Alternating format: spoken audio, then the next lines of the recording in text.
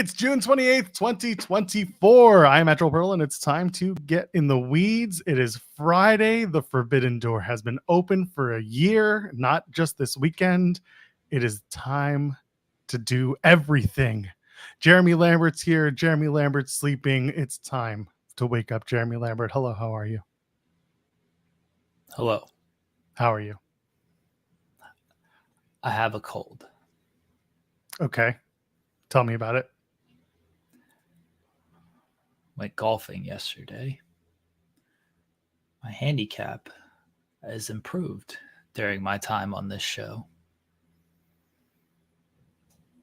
I'm at a -6. Go down. Do you want to face each other on the putting green sometime? I'm going to do very well at the golf. Come on, old man. Get some caffeine in you. Shoot yourself full of testosterone. You slept with a porn star. She was not a porn star. We moved it to no. Okay, cut the bit. Here's the thing. I have never been so happy to cover TNA than I was last night. I can put it like that. It was something else, Jeremy Lambert. Whatever y'all got going on over there, cut it out. Cut it out. Nope. It's over. So I didn't realize this debate was last night until like 8 o'clock. We had stuff to do yesterday. I was very busy yesterday, as people may or may not know. I had to actually call on Joel to do a last minute thing that I don't like doing, to asking you to do stuff like that when I should be able to take care of it. But very busy yesterday. Did not realize this debate was on until like 8 o'clock. And then we're like, we should probably watch it because it's going to make history one way or another. Not good, but it's going to make history. Boy, did it. I didn't watch all of it. Got the lowlights on Twitter. I can't curse just yet. 2.5 minutes. You can wait. I stopped myself. Give me credit here. I will give you credit. YouTube was probably just like, no, we can let it slide for this one. We agree, but instead we'll play it safe. It was something else, man. Something else. I don't live in the country. I live in Canada. Not that we're perfect.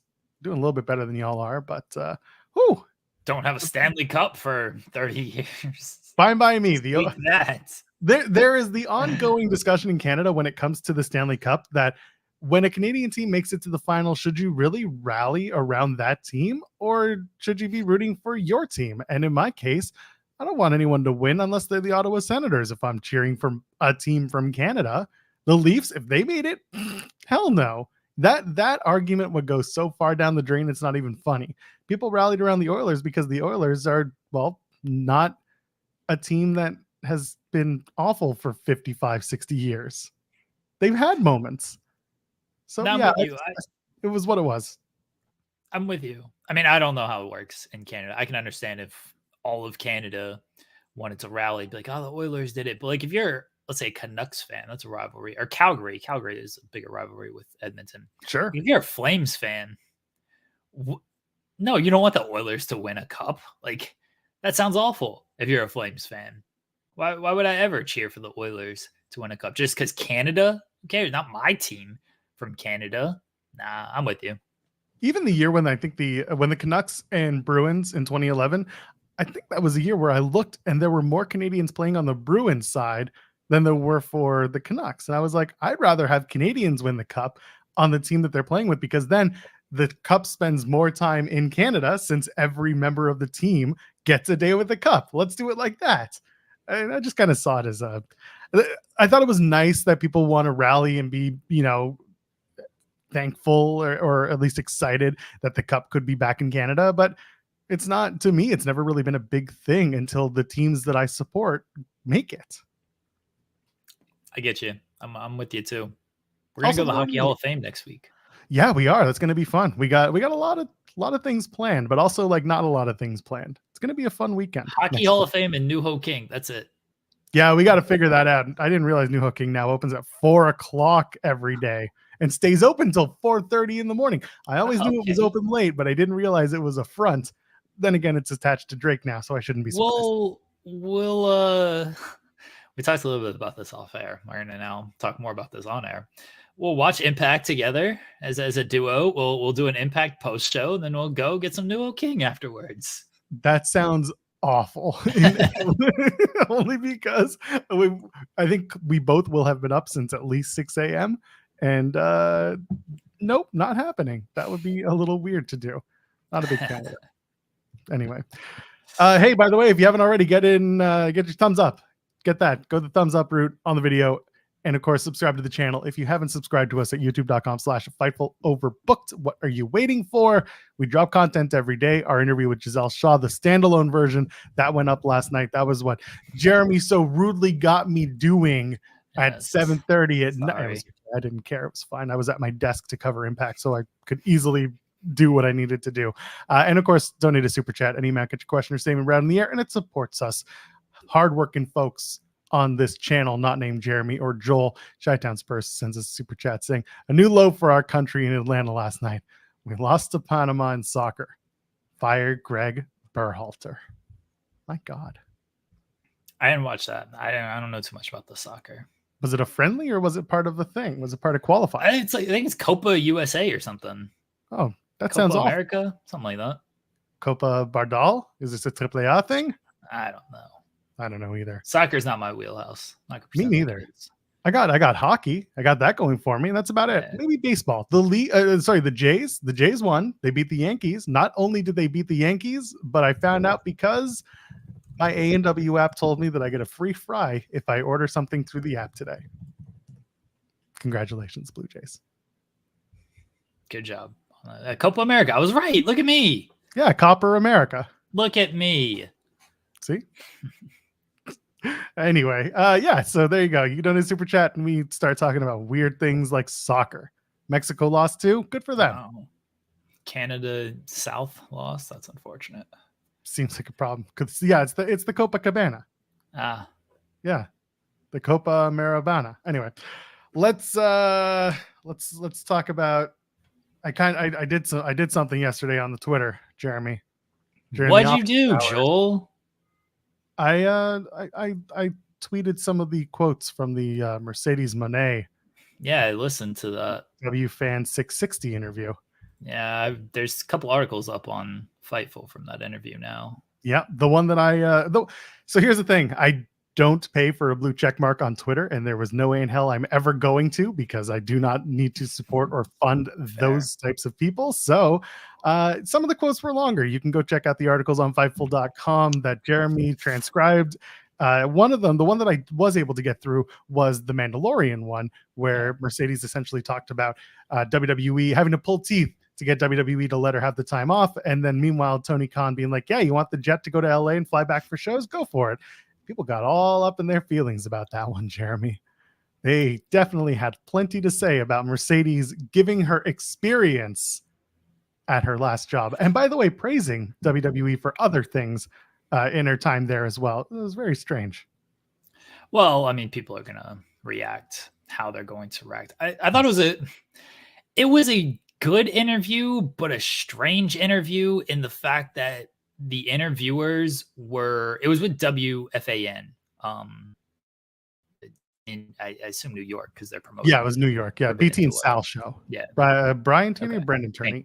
Anyway, so they were clearly like wrestling fans, but not AEW fans, because they knew about her kind of like walking out from WWE, and they knew about her time in WWE.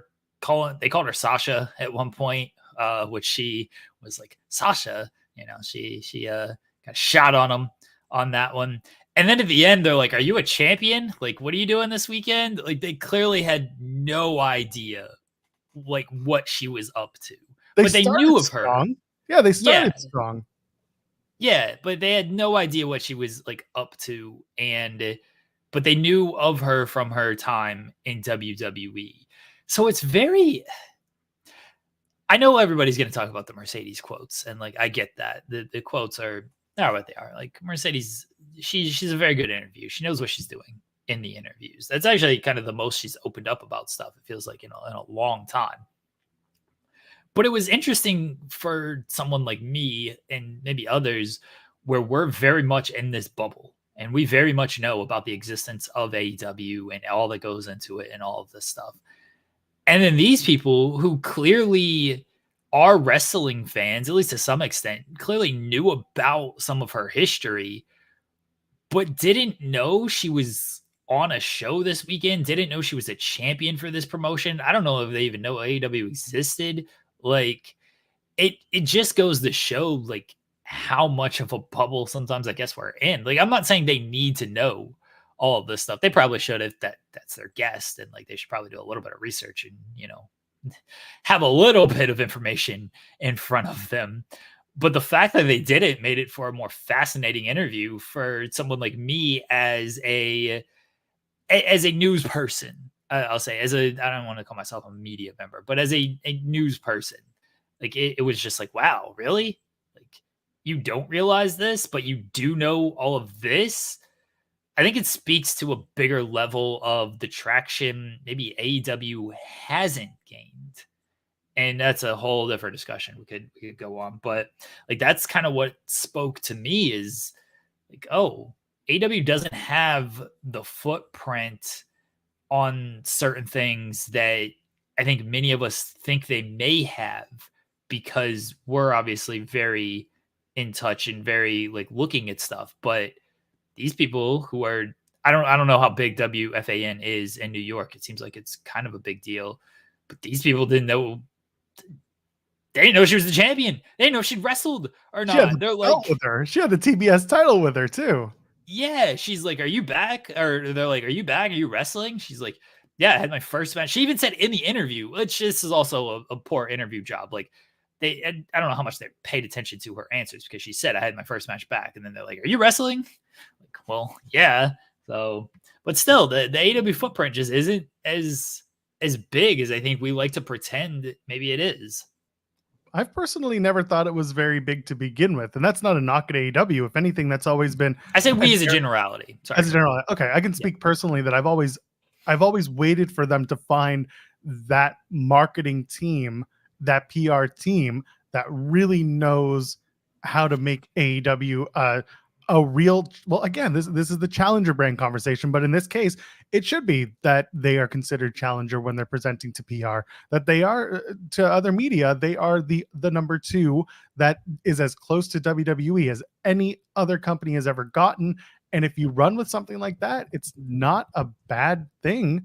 It's all about positioning. It's all about how you position yourself as a company. And they've got Adam Hopkins, who can easily, with his experience in WWE, the long time that he had, take a lot of time to revamp how the PR and marketing is done in a company like that. And you don't have guys, the 30th of June is it's AEW Forbidden Door at the UBS Arena on Long Island. Okay, Mercedes, what are you here for?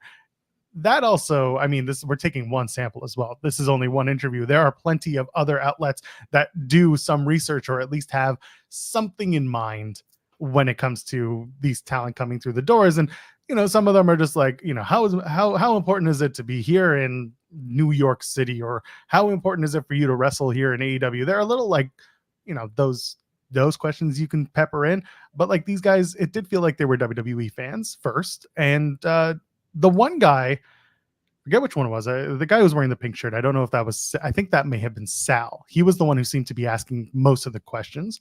And he kept saying, like, I'm trying my best not to call you by your other name, being Sasha Banks. And then eventually he slipped and he's like, oh, I was trying for so long. Da, da, da. I think it was cute. And then they brought up Snoop, and it was like, okay, now we're just trying to, kill some time in this interview, because you got 15, 20 minutes. Like, how's Snoop? Oh, he's still getting high. Oh, okay.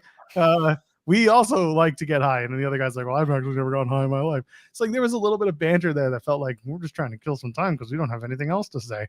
But she also mentioned, they asked her, honestly, the most interesting stuff to me that came out was the WWE talk, because she did open up on certain things. Like, they asked, how was your relationship with Vince McMahon? And she's like, it was very good. The pandemic era allowed me to, become closer with Vince, because Bailey and we ran the pandemic era. He trusted us. And as a result, I got the WrestleMania 37 main event. That's something that I never even dreamed that I would get, but I guess I manifested it, blah, blah, blah. And here it is. This was such a big deal. But she was really good at being like, we were close, but we weren't too close. She didn't get anywhere near the stuff that, some people may want her to talk about, but it was more about what was the relationship like. She knew to answer. Like, it was good, so good that he trusted me with the main event of WrestleMania. That's all I need to talk about. Stuff like that was really good. She knows how to do an interview. She knows how to talk about the things she needs to talk about. Her points are really solid.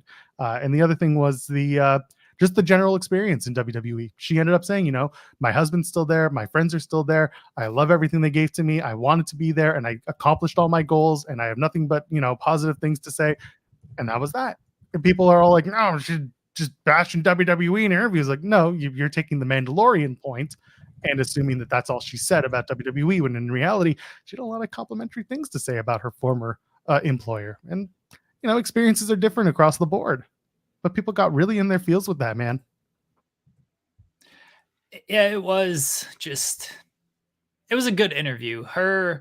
She was asked about the walkout, and she, said like everybody wants to tea on that. Maybe buy the book in 10 years. And then she said she did like open up a little bit about it. Like, I had to follow my heart. I felt like something was wrong. I went in there. I expressed my opinion. They messed with she said the right one, which I feel like usually it's the wrong one, but regardless, they messed with her. She's like, I had to show them. I had to leave. I had to go. I had to pursue what I thought was right. More power to her. It was a good interview. And just I always like listening to this because I do listen to so many interviews, and you can always tell who's doing like the local media spots. They don't know much about it. And then who is actually like a wrestling fan and actually like wants to know stuff. But the local media spots can sometimes be better because not the television ones. The television ones are always like the radio ones are good because the radio hosts don't care as much. Like, they'll ask the types of questions these guys were asking. Like, they'll poke and prod a little bit. The television ones, like, you're just on there for 4 minutes and it's basically, hey, tell us about your product and why people should check it out. QVC ass interviews. AEW's in what, 360 million homes, Joel? 500 million people attended live events last year. Yeah, again, if you saw that, that was a mistake on the Fox News chyron. Wasn't Tony Khan saying those words. That was a bottom third, lower third with incorrect information. It happens. It's just very poor timing. Anyway, I moving on from Mercedes talking about good interviews. The Dijak interview that we're going to drop this afternoon, not us, that Sean's going to drop over on Fightful. I will tell you now, go out of your way to watch or listen to it. 90 minutes with Dijak. He gets very candid about a lot of things. I've had the opportunity to listen to it. I know Jeremy has too. It is very good and very insightful, and you will want to watch it. It was very good. I don't know if you want to add anything about the Dijak interview. Oh, somebody is knocking at the door. It's the cat. Why are you letting the cat in? Why is your cat knocking at your door? I don't know. I think they thought. I don't realize they know that I'm doing a show. So that's the best part. Yeah. Sorry, thrown off there. That's fine. Do you need to handle it? No. Yeah, one of the kids thought. I don't think they realized I was doing a show. So, all right. Sorry about that, everybody. What was the question? When you have 20 million kids, I get it. One of them is always going to show up. I'm not Alex saying Dijak. I'm not anti-cat. I actually love cats. Dijak, the interview, without giving away too much, a little teaser, because like I said, it's really, really friggin' good and insightful. It sucked. It was awful. He talks too much. For you, the transcription is yes. And there's one point when Sean's like, Dijak is like, I feel like I'm talking too much, and Sean's like, no. Listen, let me set this up. This is a 90-minute interview. This is maybe 10 to 15 minutes into the interview, and Dijak's asked about retribution. There's a lot to talk about when it comes to retribution, folks. You bet. And Dijak goes, "It's a long story. I'm gonna try to condense this." And Sean's like, "No, don't condense it. Make our transcriptionist do the work." I immediately texted this man. I said I would reveal what I said if Dijak ratioed me. Dijak did not ratio me. Suck it, Dijak. What I texted Sean was just, hey, buddy, fuck you. So I was trying to figure out who was transcribing the interview. And part of me was like, I hope it's not Jeremy. But also the other part of me was like, it's got to be Jeremy. Because the other transcription, as I'm thinking of, isn't always available for these times. Yeah. I get them fairly quickly, turned around. But it's 90 minutes. Like that's at least 90 minutes of my time. And, I can't transcribe the words as they are coming out. So that's probably a good 2.5 hour venture for me yesterday to do that whole thing. Not including like the breaks that I needed to take in between, not including covering news as it came out, like Jordan Grace's Open Challenge or Dynamite ratings. So I was not only transcribing that whole thing, and then I was also covering timely news, and then I listened to the Mercedes interview. And so busy day for me. The Dijak interview, let me go back to, not woe is me, this thing anymore. I'll cry enough on Monday when I'm up till 3 a.m. listening to Tony Khan. Oh yeah, there was the Tony Khan press conference or media call. Call the media call. Yeah, sure. There was Tony Khan being asked questions to Dutch for an hour and a half. Real quickly, the Dijak interview, very good. I encourage everybody to listen to it. He talks a lot about a lot of things, a lot of stuff you probably want to hear, a lot of stuff you want to hear about. I actually listened to Dijak with Mason Mansour last night. You did, well. Eh? Good. Yeah. I didn't get through all of it because it was late. I was invited to a Taylor Swift sleepover. Like, I don't know if you can see the 13 that's on my hand. Look at that. Yeah. Oh, there it is. Yeah. Yeah, we wrote 13s on our hand for the Taylor Swift suite. I can't say Taylor Swift sleepover. Say that 5 times fast. So was invited to that. So I didn't get a chance to go through all of it. Hilarious though. All Mason Mansour just hilarious on their own. Dijak was very funny as well. So I was actually thankful Sean got to do the interview first, because I had a feeling if he didn't, I probably would have listened to that whole stream to get new comments and run stuff. I still ran something just because I'm not going to sit through an hour interview and not run anything. I got to find something to run off of that. But the Dijak interview with Sean's very, very good. So yeah, I encourage everyone to check it out. Yeah, I'm not gonna give it away, but I will tell you when the notes drop and when the interview drops, you're gonna want to take a look, because there's some really interesting stuff, some behind the scenes stuff, some booking philosophy stuff. There's a really interesting conversation that Dijak has. I don't think I'm talking out of school here. He talks about the releases and how WWE handles releases. That was very insightful, and it's a very insightful conversation. And there's some stuff in there that, there are moments in that interview where when you listen to it, you'll be like, I always thought I knew, but I didn't realize how deep it can go. And I'm not going to speak to anything in particular, but there are a few moments in that interview where I was like, okay, yep. Now I understand why this happens or this might happen. So again, I'm putting it over because for those I did not expect it to go 90 minutes. I saw that it was happening. Pissed to know in 90 minutes. I was looking for it. I was like, I'm gonna listen to this the second that it's done, because I didn't want to drop in live. I would have felt weird. So instead I was like, I'm gonna wait for this to finish. I'm gonna pick it up. I'm gonna listen to it. And I was like, Sean tweeted out, did 90 minutes with Dijak. I was like, oh, son of a bitch. And I couldn't get it. I couldn't get it fast enough on my I couldn't get it fast enough to put it somewhere that I could listen to it at more than 1 time speed, because people know I'm a speed demon with podcasting. I listen to stuff at 2.5 times speed. I had to listen to this entire 90 minutes at 1x, which means I couldn't condense it and do it in 45. I had to do it in 2 sittings, 90 minutes. I was like, son of a bitch, but it's really good. So go listen to it. Yeah. I knew it was going to be long. Because I don't remember if people I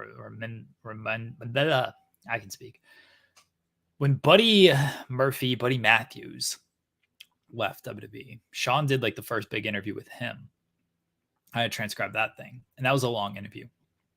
The post, because they're not in a contract anymore, so they can. It's not like they're condensed to hey, we only got 20 minutes to do. WWE mandate of 20 minutes or however long, because they're doing a bunch of media, they're going from place to place.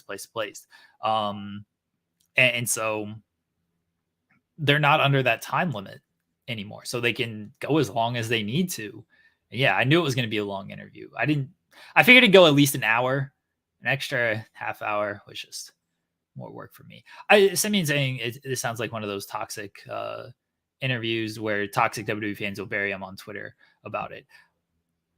Yes, but not because like Dijak is super toxic about things. It's just because the nature of toxic fans, they're gonna take issue with something regardless. Yeah. Dijak does not sit there and bury everybody and is like, nope, this guy sucked. Working with this guy sucked. This person told me this, that sucked. Like, it's just his story. He doesn't even like talk negatively about really anything. Like his experience. So hopefully I can make this clear. His experiences, some of them were negative. You can tell when he's retelling the story, you can tell it's like some negative experiences. And in listening to him, like the experiences themselves are negative, but he does not speak negatively about the experiences. I hope that makes sense to people. Yeah, no, it does. It's the way that he talks about it is, these are my experiences. This is what went down. This was how I felt in my gut at these particular moments. He doesn't bury anybody and say everything sucks or, I deserve to be world champion. No, it was very much, this is what happened. This is how things went. This happened. This didn't happen. People talk like this. People do like this. It was much more factual. And that was something I really appreciated from Dijak in this interview that you're going to hear when it drops. He's very sensical. He's very straightforward. And listen, like Simeon's saying, like there will be toxic WWE fans who will bury him. Those people are going to find a reason to bury him regardless. Those people are going to, anytime somebody leaves a company, those people are going to be like, rah, the company is better than you. You're nothing. And the reality is, well, that's not how it works. Will the company keep moving? Yes, it will. Was Dijak a top star in the company? No. Was he someone who was presented with opportunity and he took advantage of a lot of them? Absolutely. And I mean that in the best way possible. There was a lot of stuff that he talks about, and some of the stories are actually legitimately funny, and you'll chuckle at a few of them. The call from Shawn Michaels to come back to NXT, that was really, really funny stuff. I thought he was talking about somebody else when he did that impression. I was like, wait a second. I was almost certain it was Shawn. Oh. the fact that the call, I'm not speaking out of school. The fact that it comes from a blocked number, I'm like, I wouldn't be picking that up. But knowing that it was going to be someone from work, it was just so funny. Oh shit. Go listen to that interview. But yeah, the news dropped. He did. Dijak said he is a free agent as of Saturday. He will be out of his WWE contract. No, there is no 90-day anything, because a contract finishes. That's it. Your obligations are complete. A 90-day means you have been finished up early, and therefore you're getting paid for 90 days to round out whatever's left. In this case, Dijak can go wherever he wants as of Saturday. So cue the reckless speculation. Where does he go? Because he said it himself. He is the shiny new toy on the market as of Saturday. He has a lot of opportunities. Does Donovan Dijak? Where does he fit? Is the first question. Where does he fit? I think he has a spot. If he wanted to do ROH, I don't know how desirable that is for any talent right now. But if he wanted to do ROH, there's definitely spots in ROH because they could just use people. And they could use people to actually build around, not just, hey, here's somebody on the show. I don't think there's a great spot in AEW. I think he gets lost in the shuffle too quickly there. TNA makes a lot of sense because they could also use new, fresh faces who are not, 50. Dijak's older. He's like 37, but Cody Rhodes is world champion at 37. So let's not act like 37's old. Damian Priest is 40. Yeah. And Dijak is also, he seems fresher because he hasn't been like, he's not like Matt Hardy, who is older, but has also been on television for 25 years. And it's kind of the tread is what it is on Matt and Jeff Hardy, people like that. And even someone like Nick Nemeth, Nick Nemeth was never, he was a top star at one point, but he'd still been on television for like 20 years. Dijak hasn't really been. Oh my gosh. I know who this is. Yeah, looking at his fingers. Yeah, that's a weird one. Normally it's a pillow. Anyway, Forbidden Door's open. It's Vacation Cole, brother. What are you talking about? Vacation Cole. Vacation Cole, man. It's uncomfortable What's here. up, brothers? How you doing, brother? Hey, listen, I got the fucking. Look at these shorts. Oh, got Bucky's. the cowbush hat. You got some $10 sunglasses. Shout out. How we doing, Dollar Tree? How we doing, fellas? Jeremy, table. How we doing? Oh my gosh. I saw you. You're promoting this. Promoting what? Me going through a table. Promoting the second non-annual Smitty Werben Jacob and Jensen Memorial Tournament going down in Spencer, Indiana on August 23rd, 2024. Yeah, promoting that, absolutely. Yeah. And then there's you're listing all the talent. It's very very surreal, which I don't always like using that term.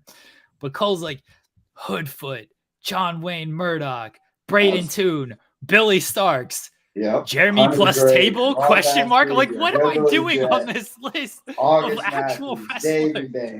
There's a lot of things going down, and listen, I've been getting notes, messages, and bottles, I'm here at the ocean, beautiful Destin, Florida.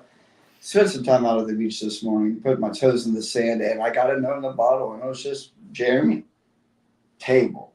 And I don't know, man. It's the universe. You gotta look deep within you.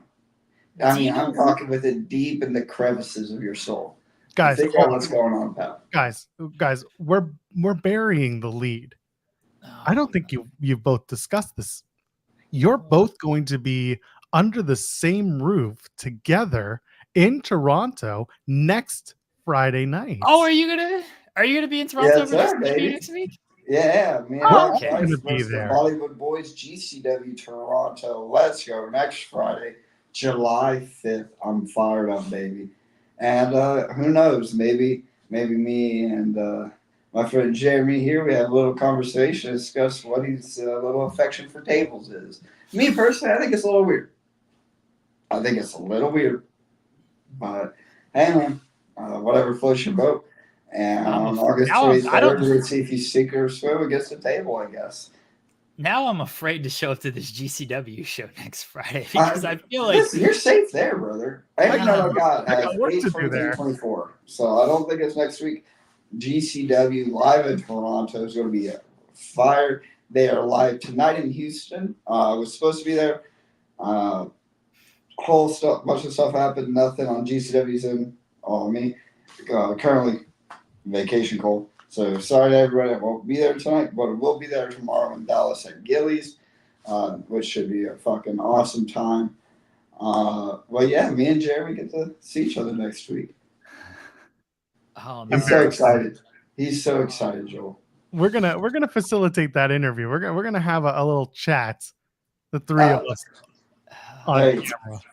Yeah, well, it's I'll put a hand on. I'll be the friend Jeremy needs in this one. I'll put my. I don't think you will. I don't think you will be my friend. I'll put my hand on his shoulder. I'll be like, listen. I don't trust this. It's going to be okay. There's a very special area at the Opera House where the show is happening. GCW. I love the Opera House, man. The show's called Worst Behavior, but we're not going to call it that because it's associated with a guy. Yeah, you better be on his fucking best behavior. What are you talking about? Yeah, that's right. We're going to be on our best behavior because Worst Behavior is an awful I would avoid merch tables. I would avoid the table by the bathrooms. There's a third floor in this building. Wait, no. I did my interview up on the third floor. Yeah. Some couches. And they gave some manual for that. And there were 4 tables there. So we got some places to sit and watch and do things. There's some couches. There's potential. There is potential. I'm gonna need a doctor's note that just says like to call off work for about the next 18 months. Listen, you'll be doing Fightful overbooked through a stroll, brother. There's a countdown clock on our Discord of like when I'm going through this table. Like people People are very invested. I'm not invited to the Discord. I'm not cool enough, guys. In this. Oh, you gotta subscribe to Mind Fightful. you, I want the viewers to know every week there's one person between these two people that send me a link to hop in on this chat. Well, you're trying to put me through a table. I don't want you coming on this show anymore. I told you, come to the Smitty, have a good time. And you said, oh, I might come to the Smitty. And I never said might. No. We're not going to rewrite history on this. Listen. There's going to be a great promo package set to my way of all of our interactions that open up the Smitty. Could you imagine? Did you imagine if we actually did? Have you ever seen the South Park episode where it's the one Kitty doesn't actually die in? And like Kitty is self-aware of the fact that he's not dead yet. That's like used throughout the duration of the Smitty. And it's going to be the best experience of my life. And the best part is unless you watch Fightful Overbooked in the Weeds and you've experienced this journey, it's going to be like a sweet little Easter egg in the show, I think. And who knows, Jeremy? Maybe you put somebody through the table. Oh, this I can get behind. See, because here's the thing. All the notes I've gotten are just Jeremy table. It doesn't say Jeremy gets put through the table. Okay.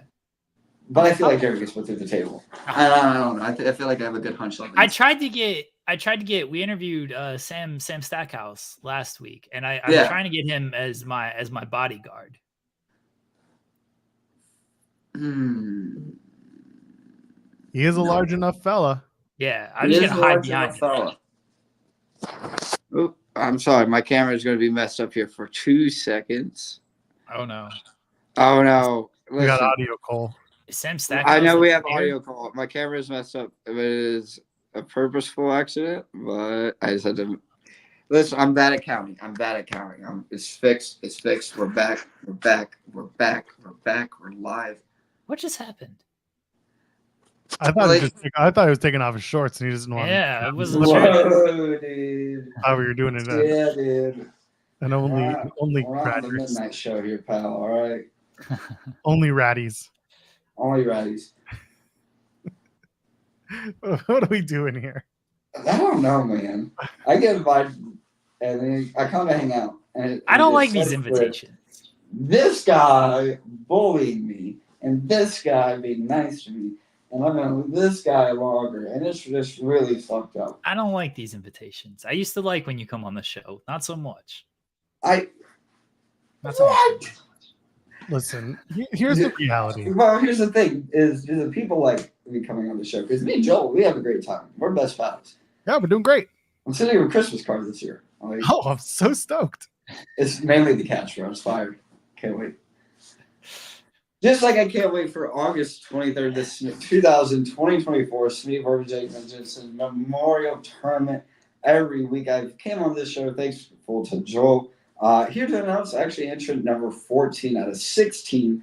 This entrant is actually new to professional wrestling. This might be within his top first 10 matches into his career. This guy is the son of somebody I've known for a long time, WWE ref Jason Ayers. His son has just finished training in Florida. He has just made his debut.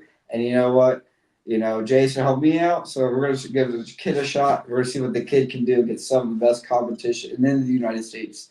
He is, I believe, the next gen king, Rice Maddox. He is just turned 18, just graduated high school. And, Billy Starks was very young when we were at the first Smitty, so it's time we put somebody new into the batter's box and see what they can do. So entrant 14, second generation talent, Rice Maddox, making him, I believe, the third or fourth second generation talent in this show. But he's absolutely going to be the most inexperienced, and it's going to be interesting. Just like it is going to be interesting how with the inexperienced Jeremy meets the inexperienced table, and I need the table to be experienced. I was gonna say, I feel like the table's a little more experienced than Jeremy is. Listen, I need tables out there. I want that table to be like a 6th generation table. The table comes from a It's been family. outside in the storm. Sabu went through the first generation. Yeah, I agree. I want this table to be a 6th generation table. When they made it out of like oak, and it was like They do get yeah, stronger. Yeah, every generation should be stronger. absolutely. Yeah. Absolutely. Listen, I'm not going to derail the show for long. I am on vacation. I love you guys. I appreciate you guys. We got Billy Starks. We got Ron Bass Jr. We got Bang Bros, or formerly known as the Bang Bros. Please don't sue us. Shout out Brett Favre. We got a whole bunch of talent on 8/23/24. Jeremy goes to a table, and me and Joel have a great time. I love everybody. I appreciate everybody. And hopefully talk to you guys soon. But Jeremy has me now blacklisted. Appreciate you. I'll see you next weekend, Cole. Cole is going to be with us on Friday. I didn't realize he was going to be there. You didn't know he was going to be at the GCW show? That's the best part. I didn't know there was a GCW show. That's where we're going Friday night. We ain't going to SmackDown unless they do some you want to interview talent stuff. But like right now, in terms of working, the only work I got is Friday night to do GCW, interview some of the talent there, because our good old pal Andrew, aka Shane Hawk, he's going to be there. So we gotta hang out.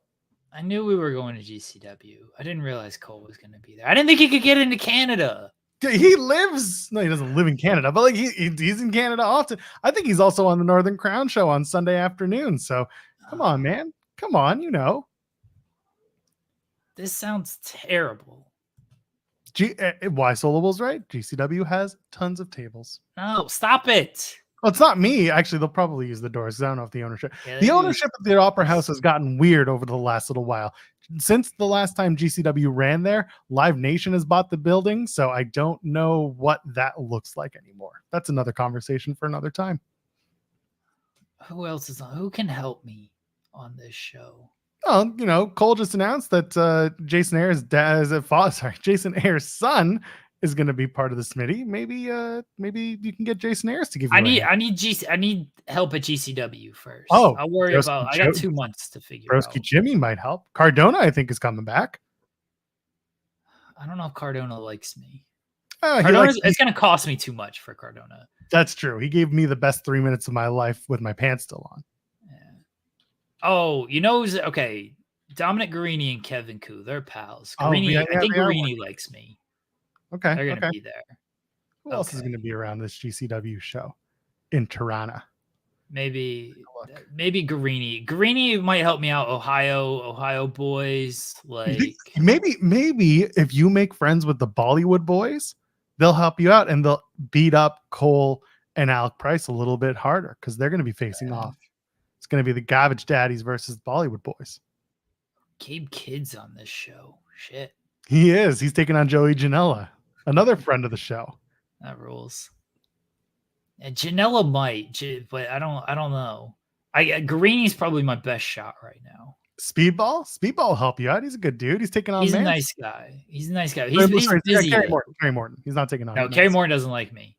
Okay, but Speedball likes me at least, so maybe that can help. The Mortons don't like me. You got Gage and Bussy. They're going to take on Sexy Eddie, Manny, and Green Phantom. That's going to be a hell of a 6-person tag.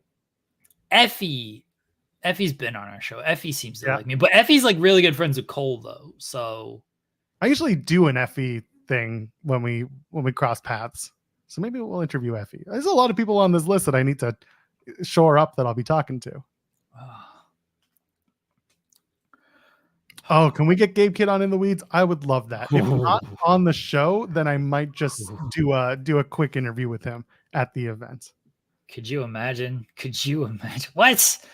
No, I don't. No. I don't need this. You gotta go to a McDonald's, pick up your order, sit down at Canadian Oak table. Here comes the Rat Father. We're gonna be a New Ho King, and I'm gonna go fill a table. That'd actually be a great bit. You know what? That would be a great bit. I would actually do that. Talk to the people at New Ho King. I don't think they'll do it, but we can try. Oh man. Anyway, I don't know if I'm coming to Toronto anymore. Oh, you got to come to Toronto. I was going to put over the fact that you and I are going to be at GCW now, and that's a big draw. Tell Brett to promote this, that we will be at GCW in Toronto We're gonna be there for y'all. You come on. We'll have fun. I don't like any of this. We'll hang out with Gabe Kidd and Janela. And I F. don't like any of this. Come on. Come on. What were we talking about? Louis asked what happened to the old Ho King. He got a venereal disease. We were talking about Dominic Dijak, formerly Dijakovic, specifically where he ends up. And you had mentioned the potential of being lost in the shuffle at AEW. You mentioned the potential for TNA and maybe working that style. Could work. Could be good. They have a lot of talent working at the top of TNA right now, so far that they had to do a 6-man elimination match at Slammiversary just to get rid of some of those people from the top. I'd rather King of the Mountain Dijak. That's what I want. King of the Ratio. That's the gimmick. I think TNA makes some sense. New Japan, if he wants to go over there, makes a lot of sense as well. I don't know if he has aspirations to go to Japan and do tours in Japan. He's got a family, so that different people have different motivations when it comes to that. So I don't know if he wants to go there or not, but I think that would make a lot of sense as well. They're kind of, I don't want to say like they're good on Gaijin Stars because I don't feel they fully are, but they've got people like David Finlay and Gabe Kidd who are kind of filling that role right now. So I don't know if they want to add someone else to that mix. Dijak goes to Japan. He joins the Bullet Club. Nope, even better.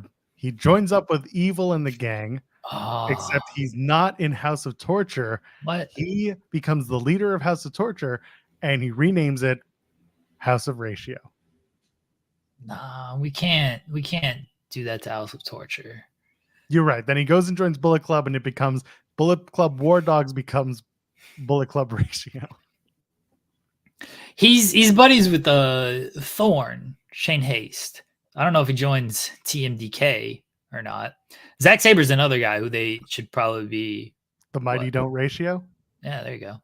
So I don't like Zack Saber's another guy who it feels like they should be really pushing as kind of the top non-Japanese talent. And I think they are. I think G1 is going to be a big run for Zack Saber. So I don't know where he fits. He has a spot in New Japan, and he can get himself over very easily in New Japan. Yeah, AEW, I wouldn't bank on him being there. It feels to me like going to New Japan is a really weird thing right now as a gaijin, because there are so many. How many Japanese talent are on top at New Japan right now that are like even on the ascent? Yeah, Naito. Well, they're building up Yota Tsuji. Yeah. Shota is injured right now, but he's supposed to be back for the G1. Ren Narita, they're trying to build him up a little bit as well. That's their kind of their new Three Musketeers. Yeah, the Three Musketeers who refused to become the Three Musketeers, which was fun. I get that they're building up three. It's like they're missing that middle part, right? You've got one guy who's really on top in Naito, and then you have some of the stalwarts, the people who have been around New Japan forever, whether that's the Ishiis or of course President Tanahashi. You've got guys that are Shingo's another one that's been around for a while. I'm not using Minoru Suzuki because he kind of came back only in the last few that was 10 years now. So Suzuki, I guess, but the point is a lot of these guys are starting to get older and starting to kind of age out, and then there's nobody who's kind of picking up the mantle because Okada ended up going to AEW. Will Ospreay went to AEW. He was also Gaijin, so they're in a weird spot. This is going to kind of play into our Forbidden Door talk. And I know you and Jensen kind of went off a little bit about that over on the main channel during the spotlight, but more of the conversation about Dijak. I'll pull up this from Why Soloable, sent a very generous super chat. Thank you, saying, "Morning, guys. Good morning to you. Happy Forbidden Friday." What makes a Friday forbidden? It's the Friday before Forbidden Door. I think that's it. Oh, okay. With talk of talent being fumbled or dropped, i.e. Donovan Dijak or Ricky Starks, have we reached the point where have we reached the point where there's more top talent in all pro wrestling than TV time or opportunities? This is a very good question. I don't think that there is, I don't think this is the case. I think that there is a lot of opportunity to shuffle your deck, so to speak, and offer TV time to people to get them hot. Again, this is an ongoing conversation we've had with AEW when it came to how many titles they have. That you can make one title more important than the other one for a little bit of time, and then eventually they kind of jockey for position and move up and down based on need. That was kind of the view that I had when it came to the Continental Championship versus, say, the TNT title, and how those two could have been on the same par, but instead you can climb and work with them. And that offers more opportunities for other stars to gain more TV time and more opportunities to challenge for titles that are being deemed as important. That's not really how things are going. I really do think that it's more of a booking thing than it is a amount of TV time, because there's a lot of television time across pro wrestling right now. There are a lot of opportunities. It is really on presentation, and it's really on the importance of the way that a talent is booked to get over. I want your thoughts on all this. I don't think we've reached that point. I think we've been at that point. And this is not, and I say this because the talent has always been there. It just has. There's always been a ton of talent. The problem is you're never going to have enough television time for all of this talent. Because even though it is, AEW's got 5 hours, WWE, if you include NXT, has 7 hours of first run every single week. There is so much talent just in wrestling in general, and you can't focus on everybody. It's nearly impossible to focus on everybody. This is why everyone says, oh, if somebody leaves or they got fumbled or they got dropped or whatever, because there is so much talent. You can look at the AEW roster, and I can look at the people in the TNT title match. Here's Lio Rush, who probably deserves more television time, but he's just going to be where he's at. I don't know if he's fully signed back. I know he's going to be a regular moving forward, but he's going to be where he's at. Top Flight, why aren't they more involved in the tag team division? Private Party, why aren't they more involved in the tag team division?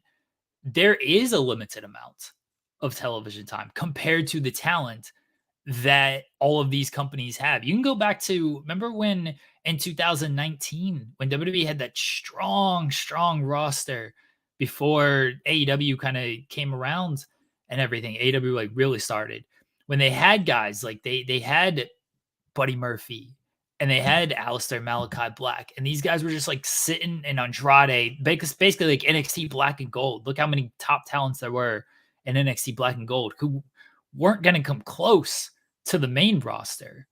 It's like, why aren't they using them more on the main roster? It's like, well, the main roster has a lot of talent too, and some of these guys aren't being used all that much. There's just so much talent in wrestling that, unfortunately, you got to pick and choose who you focus on. And unfortunately, for a guy like Dijak, he was chosen for specific things for NXT, but then he got moved to Raw, and they didn't really have anything for him. If you listen to our interview, Sean's interview with him, you will hear that may have been by design because of the contract situation. Don't know this for sure. No one's going to confirm this in WWE or anything. This is how Dijak felt about things. But there's so much talent. Like, if you're going to, it's very easy to say, hey, this guy should be inserted, that guy should be inserted. Nobody ever, and this happens all across sports, by the way, and it always annoys me when it happens across sports. Is like, why doesn't my team sign this guy? Why doesn't my team trade for this guy? Why doesn't my team draft this guy? Okay, but then that means you're not going to sign this guy. Who's he going to replace? Who are you going to trade? There's give and take on this. So let's say you want to use Dijak. You want to put him on television more. Okay, now you got to take somebody off of television. And it's a lot easier to say, well, we'll just easily take this guy off of television. But first, you got to make that decision. And two, then you got to justify it to that person as well. Like there's so much give and take with this stuff. So I don't think we've reached a point of there's too much talent on this. Like we've been at this point because there is as much as, although it seems like there is limited or although it seems like there is endless television time, it's actually kind of limited in the grand scheme of things. And I think that's why when you have like main event or you have like speed, I know people look down like, ah ha ha, he's just on speed. Ah ha ha, he's just on main event. But like guys are at least able to work a little bit there. You hope it leads to something. It rarely does. Certainly main event. Main event seems like a death spot for most talent. But you just hope it gets somewhere. And people, and Dijak talked about, you know, like working speed and like, yeah, people can laugh at that, but like it was WWE's pinned tweet for a few days. It got 2.5 million views. It got him noticed a little bit. He got eyes on him a little bit. So you got to use that as an opportunity and do what you can with that. This is the problem with pro wrestling. It's not so much talent based. It's all opportunity based. It's all personal whim based. The best wrestlers in the world don't necessarily make for world champions. Bryan Danielson should have been the world champion years ago in AEW. He's the best wrestler in the world. But I hope everyone knows what I mean. Is like in real sports, the top talent is going to be, they're going to win titles. They're going to carry their teams. They're going to win accolades. They're going to win MVP trophies. And even in movies, you know, the best actors are going to get awards. I know that's subjective as well, but they're going to get nominated. There's going to be box office of like, oh, well, this guy is a draw in this sort of role. We can keep giving him roles and everything. In wrestling, it's just, hey, if you're a good wrestler, okay.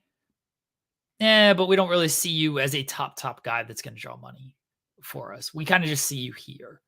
And so many guys don't win titles or don't get those opportunities, even though they are very good in whatever role you give them, even though they are very good wrestlers, even though they do well with promos and vignettes and stuff like that. They don't get the opportunity, then it's not going to be able to show. But I think there is just so much talent. So something that Syllable kind of added was, talking more specifically, do we need more high production promotions for North American based wrestling, like a third or fourth promotion? Those companies exist. MLW exists, TNA exists. I understand that they're not in a position to be presented as such. They don't have major market television deals. They don't have the amount of money that an AEW. Again, AEW is such a weird anomaly of things coming together at the right time to form. You had, All In, and you had the Bucks and Kenny and Cody all finishing up at the same time with their Ring of Honor contracts, with opportunities to go elsewhere, including WWE.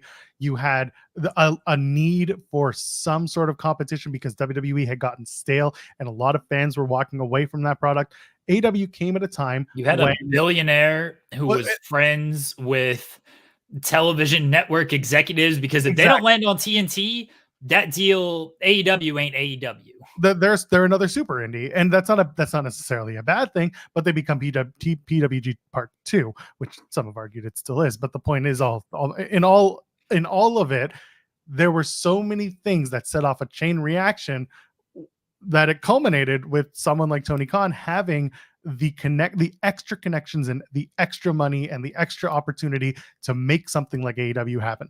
That's not necessarily something that comes around every year. There is a promotion born every month. Someone's trying to run a show and someone's trying to, blow up, be the next big thing, at least in their hometown.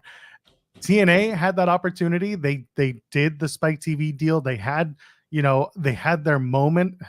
Granted, it was almost 20 years ago, but the point is they had those things, those things that could have brought them to the next level. They had the right people, and unfortunately for them, they've been doing so much ebbing and flowing over the last, really since they were born. It's been 20 years of just people writing eulogies and writing them off and making them unofficial, things like that, that it's messed up their ability to become bigger than they are or could be. And MLW is another one where it's like, yeah, okay, they exist, but where do they exist? They essentially exist only online. They've been here, they've been on BN, they've been on YouTube, they've been on Triller. You know, you don't know where to watch them, or if you do know where to watch them, maybe it's not for you because there's so much wrestling already out there, stuff that's already established. This is another problem. It's that there's so little wrestling, but there's so much wrestling. It's this really weird conundrum that we face. And GCW is another one. They are the tent pole in Triller TV Plus. They are the reason that most people are subscribed to that service. GCW puts on a show every week, and they're probably the most viable fourth in line. And they were even closer when they were building up to the first pay-per-view that they ever did at Hammerstein. And again, there was another whole list of things that happened that took away from that opportunity being bigger than it should have been. Wrestling's at a weird place. Wrestling's consistently at a weird place, but I said it again. Something like AEW doesn't happen without a whole lot of luck and a whole lot of opportunity, and that doesn't exist a lot in the wrestling sphere. The problem also is people think if you're not WWE or you're not competing with WWE, you're failing. People think AEW is failing because, oh, look how far behind they are against WWE. Yeah, they're far behind. I don't know if they're ever going to catch up. They're not failing as a promotion, though. I don't think TNA is necessarily failing because they aren't competing with AEW or WWE. There are opportunities there for these guys. You mentioned third or fourth big independent or American promotion. Like that's essentially TNA. I don't think there's going to be another promotion that comes along that, at least anytime soon, that is like, this promotion has surpassed TNA. TNA is the third promotion. There are opportunities in TNA. It's on TNA to maybe do a better job presenting who their top talents are and giving more of these opportunities and utilizing certain people better. But TNA, Joel talks about this all the time. It's a good place for talent to go that can work television, that can try to get themselves over, that can try different things, that can just do more things creatively in the ring and outside the box. And then maybe that leads to more opportunities in WWE, or maybe it leads to an AEW opportunity or something. Like, it's not a bad thing. TNA, just because they are farther behind than AEW or WWE, doesn't mean they are failing. I mean, I know we always joke they're going to live forever. They're going to outlive WWE.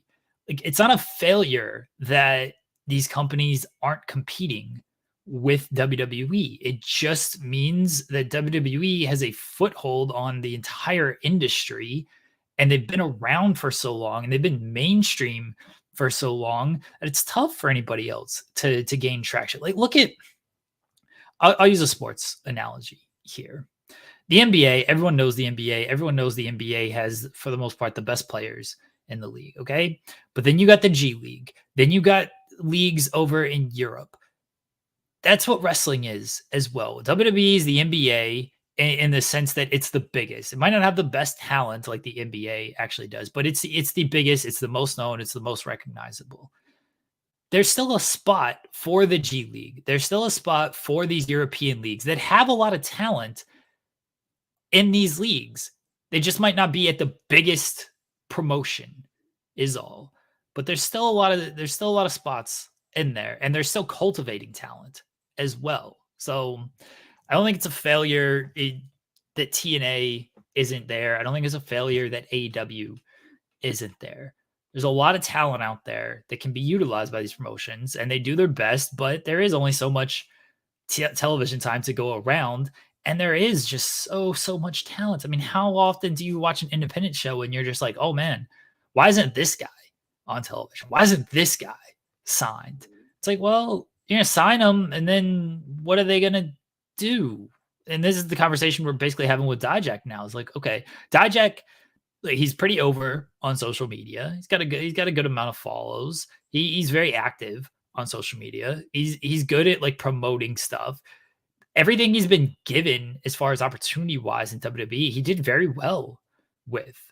the criminal justice vignettes that they aired when he returned to NXT, like that was real well done. And he seemed to really take to that. Even the retribution stuff, like it sucked, but they did their best with what was out there. And wrestling wise, like he has good matches. Yeah, there's very rarely a bad Dijak match. On WWE, all of his matches were really good. So now it's a matter of, okay, well, where can he go that can utilize that? AEW, I don't know if he's going to get those same opportunities. They got a stacked roster as it is. And if he does go there, who are you taking time away from? TNA, I think he will get some opportunities. I think there are guys who could be shuffled down a little bit. In Japan, there's always opportunities in Japan because they actually do a good job of trying to cycle guys on and off, in and out. And they do so many multi-man tag matches anyway that, they do a good job of utilizing their roster. And right now it's a little depleted because of some major losses. He could go to any indie show and have standout matches if he wants to do that. It just depends on what he wants to do. There are two guys from your neck of the woods that also come around to Canada, Greektown. They're called the Main Event. They were actually just on ROH, Duke Davis and Gannon Jones Jr. They are tailor-made for any company. They would have fit in WWE even when it was Vince being like, God damn, so big, need them. These are two big, good-looking, in shape dudes that would be such a fantastic tag team or separate wrestlers. They would go over well in a place like even in NXT, they would fit in well. This is going back to Jeremy's point. You see people on the indies who are working and doing such a good job and getting those reps in that you're like, man, they would fit here, and here. But then they get there, and again, like Jeremy's saying, there's only so much space, there's only so much time, and there's only so much, availability, and the talent is so great, which is a good thing, and it's a blessing and a curse. We've had conversations with talent on and off air who are, looking for their opportunities and, sometimes asking advice, like, what do we do? How do we do it? And we don't have the answers. All we can say is think about, try to think outside the box and try to figure out ways to get yourself over, because at the end of the day, what is this wrestling business? It's just as much entertainment as it's supposed to be a sport. And I know people got weird over the Triple H comment about we're making movies, but that was a Vince McMahon thing. Remember Beyond the Mats, swishing the water awkwardly and being like, we make movies. I've never forgotten that quote because that's always been part of the WWE presentation, for better or worse. Again, how you like your wrestling that's not really the point. It's more that WWE as a company always viewed themselves as more than just the wrestling. The wrestling was always the thing that happened in the ring, but everything else was a part of the show too. The backstage, the offices, the loading docks, everything. They were always about making movies or making, it's so shitty saying cinema, but like trying to be more than just wrestling in a ring. I headlined the shit out of that Triple H article, by the way. Boy, did you. Yeah, that's a fantastic headline by me. But if you actually read the quote, it makes a lot of sense what he's actually saying. And this is where it's a little weird because like they do the same thing in sports. So to say like, oh, we're not a sport, like literally this stuff happens all the time in sports. Fans are interested in the actual game, yes. But fans are also very interested in contract negotiations, free agencies, trade talks, rumors, drama, NBA especially. I love the drama in the NBA. But Triple H's point was like, you can just watch the television show, consume the television show, enjoy what we put on the television show, read into that as much as you want. Or you can go online and watch the documentary of stuff. You can get into the backstage stuff of, oh, this person's unhappy. Oh, is this person going to resign? What's going to happen with this person? What's the negotiations going on with this? You can consume as much or as little as you want to with that. And that's just WWE. You could spend your entire life just consuming WWE content with how much they put out, how many talents they have as well. Like take away like what WWE puts out. The talent themselves put out a lot of content, whether it's a social media post or their outside ventures or whatever it might be. Like the talent puts out a lot of content. Great example. I bet you so many people don't know Johnny Gargano and his family. They do a vlog. He's got his YouTube channel. People may not know that. People will know that he had a Twitch channel because after he got was it released or took time when his took time off? His contract ended. Yeah, when his contract was being handled, he was on Twitch, and people were like, "What the hell is this?" And same thing with like Dakota Kai. She's, she does her Twitch streams. There's so many people who are out there just doing it for the love of whatever. It's an extra piece of content. Hell, AJ Styles got help for it when he did it during the pandemic. But the point is, and I'm just adding to it, there is a lot of content out there from these wrestlers, both affiliated and unaffiliated with their WWE job. Yeah. And you can consume all of that, or you can consume none of that. And people like to consume stuff in different ways. But Triple H's point was actually very good when you read past the headline of people like to dive into this stuff. But then sometimes people don't want to dive in and they just want to consume what's on television. If you just want to consume that, that's 7 hours of consumption a week for you. So there's a lot out there. And that's why it's so hard to make waves in wrestling below WWE, is because you got 7 hours of WWE television if you just want to watch that.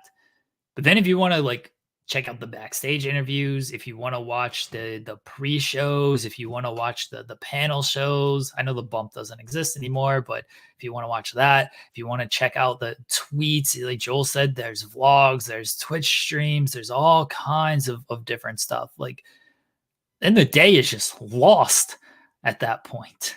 I hate being a wrestling completionist because I can't sit at night after my kid goes down. I can't just sit in this chair behind me and like turn on my Switch and play a video game. I'm in awe of people who are like, oh, I got to do this today. I'm catching up on this show and I'm doing this. And I'm like, what time do you have to do this? I guess maybe the afternoon, because like once you and I are done, though, we still have work to do. I have audio to edit and upload. I have stuff to mess around with when it comes to this show and the next one. Like, it never stops. It's a little different, but like when people are talking about catching up on TV shows and watching this and doing that, I'm just like, what time do you have to do this? Because our job is to keep up on all of this and to be as connected as we can so that we can speak eloquently and factually about what we're seeing and what it means in the larger, scope of pro wrestling. It's a very strange thing to have. All this to say, AEW, no Millie. Shutdown's sent a super chat saying if they're making movies, WWE, they suck compared to Dune. Listen, it's all up to interpretation, just like the movies. Some you like, some you don't. And you know what? I'm giving out a free one. WWE, Money in the Bank, next weekend. I have an idea. You know how Dune, they did the popcorn thing, and it was that popcorn thing, and I know that Chi-Town Spurs got one himself. What you do is, you get one of those Money in the Bank briefcases. You fill it up with popcorn in one half, and the other half is a soda. You just dump it in there, and then you get a straw coming out of it. And you drink the soda. Yeah, the soda part's probably not good. It's probably not a good idea. But popcorn, a full briefcase full of popcorn at concessions, would you buy it? Would you? And you get to keep the briefcase, and it's the same briefcase that they sell at all the wrestling things at this pop-up shop. That would be a lot. Because that briefcase is expensive in and of itself.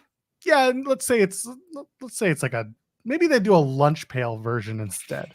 Okay, that's a little bit more. Yeah, and it becomes like a $30 lunch pail with a full thing of popcorn, yeah. and you get a free refill out of it. Oh, you gotta offer a free refill. It's value added. I would do that. That's good. Oh, briefcase nachos. Nachos. I'm on it. I'm into it. I like. I'm gonna talk to my friends at MLSC. We're gonna do this. We're gonna have it. We're gonna make it work. I like all of this. This sounds good.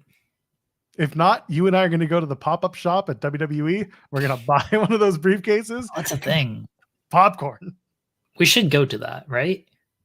I mean, if they're going to do one, I don't know if they're going to do one. They are. I'm pretty sure they already announced it. Did they? Okay, then I haven't seen it. Where are they going to do it? What are they going to do? Take over real sports? The sport check across the streets? WWE Money in the Bank store comes to Toronto. Is it going to be Rec at the Room Center? in Toronto? It's at the Rec Room? Yeah. Shout out to the Love Wrestling boys. Go to Money in the Drink. That's where the show ends. That's where the bus ends. It's Friday. It's Thursday 10 to 9, Friday 10 to midnight, and Saturday 10 to midnight, and Sunday 10 to 7. We'll try and go. I'm sure we can make it happen. We can go that. We can do it for sure. I'm not gonna buy anything. Jensen's gonna be like, get me a Canadian Nightmare Cody shirt. I'm actually gonna see a Cody Rhodes entrance. That's amazing. Probably not gonna be much pyro, but it's finally gonna happen. I'm finally gonna see Cody Rhodes wrestle and appear on a show because it's never happened. I go to a lot of. You've seen Cody Rhodes wrestle live, haven't you? In Toronto, in Canada, because he hasn't. I went to Grand. We talked about this. I went to Grand Slam, the first one. I saw him wrestle there, but he wasn't on any other show that I've been to, AEW or WWE, or even Ring of Honor for that matter. Okay. Or TNA. This is very sad and exciting. I get to see Whoa in person. Are you going to sing it? No. I didn't think so. No. I am the worst wrestling fan to watch shows live with because I am just looking and taking it all in. Taking my mental notes. And then that's largely how I am as well. I'm just like watching the show and like it's fun. And then do you ever catch yourself mid-match saying what the next spot is and then be like, yep, there it is? No, I'm not. I've had a few moments like that. Mid-match, I'm usually just like, when's this going to end? It's already been 6 minutes. Can we just get to the finish? I've had a few times where I'm like, okay, now we're getting to the finish. I see what's happening here. Oh, Kane Destroyer. There it is. Let's go. 1, 2, 3. we just go home. This match is way too long right now. Oh, anyway, speaking of way too long, Forbidden Door is on Sunday. They've added a bunch of matches since Wednesday. Did you hear 233 million people will be in attendance for this show? Good for them. I didn't realize that Long Island could pack so many people, but really happy, really excited for AEW. No, listen, they got 10,000 people expected, which it's good for UBS, good for the show. We'll see how the gate looks for those who are paying attention to that kind of stuff. But really, it's going to be a long show. I get it. That is the way AEW presents pay-per-views. Will be up until midnight, 11:58, unless there's an overrun granted by the pay-per-view providers. And where do you want to start on the show? You know what? Can I start? Sure. Hiroshi Tanahashi is coming in to replace Billy Gunn in the Acclaim match so that he could take the pin instead of Billy. This pissed me off. I was on the floor. It made no sense from anywhere. It was so funny. So funny. All I wanted was Billy Gunn against Okada. That's all I wanted. Because that's a hilarious matchup to me. Neither guy's going to bump. Neither guy's going to sell shit. They're going to try to do a drop kick and they're not going to bump off the drop kick. They're going to do the stumble back into the ropes instead of bumping. Be great. Absolutely rule. And we didn't get it. Instead, we got Tanahashi. I've seen Tanahashi and Okada. I saw it when both guys could physically move a whole lot better. I don't want Tanahashi and Okada again. I wanted Billy Gunn and Okada. This is the thing. The For the Sickos stuff. This isn't a sicko match. I've seen Okada and Tanahashi 3 million times. Billy Gunn and Okada is a sicko match. That's something you're like, oh, ooh, that's interesting. That's something different right there. That's a true sicko match. Okada and Tanahashi is a Gato match from a decade ago. Big deal. But Billy Gunn isn't going to take the pin, so what does it matter? Hey, they didn't need to take the pin. Bowens or Caster can take a fall. No, man, because that's the whole thing. The Acclaimed are going for the tag titles, so you can't have them lose. Fine. Okada can fucking lose. Billy Gunn should have pinned Okada. Champion. Billy Gunn should have pinned Okada, and then Billy Gunn, Kazuchika Okada, AEW International Championship, headlines All In. Well, first of all, he's not the international champion. He's a continental champion. Oh, whatever. So many titles. I saw, man, Billy Gunn versus Okada is a dream match. You know what? 100%. Let's do it. All right, let me redo that part. So when I clip this for a short, it sounds better. Billy Gunn, Kazuchika Okada, AEW Continental Championship, headlines All In. There. Yeah. Now when I Hell clip yeah. it makes sense. Yeah, hell yeah. That's what we want. No one's gonna question it from now on. Oh my goodness. Yeah, this is that was the first thing I saw, and I was like, Jeremy is both angry and irrational at the same time about all this. Oh, So this is funny. Forbidden Door happens on the day of the Pride Parade in New York. I believe they could see some more people show up to the event. AEW needs to send a whole bunch of fans in their Pride shirts and be like, "Hey, there's going to be this great event after the show. Live pro wrestling. Beautiful guys, beautiful women, beautiful people all over the place. Come and join us. How much are tickets?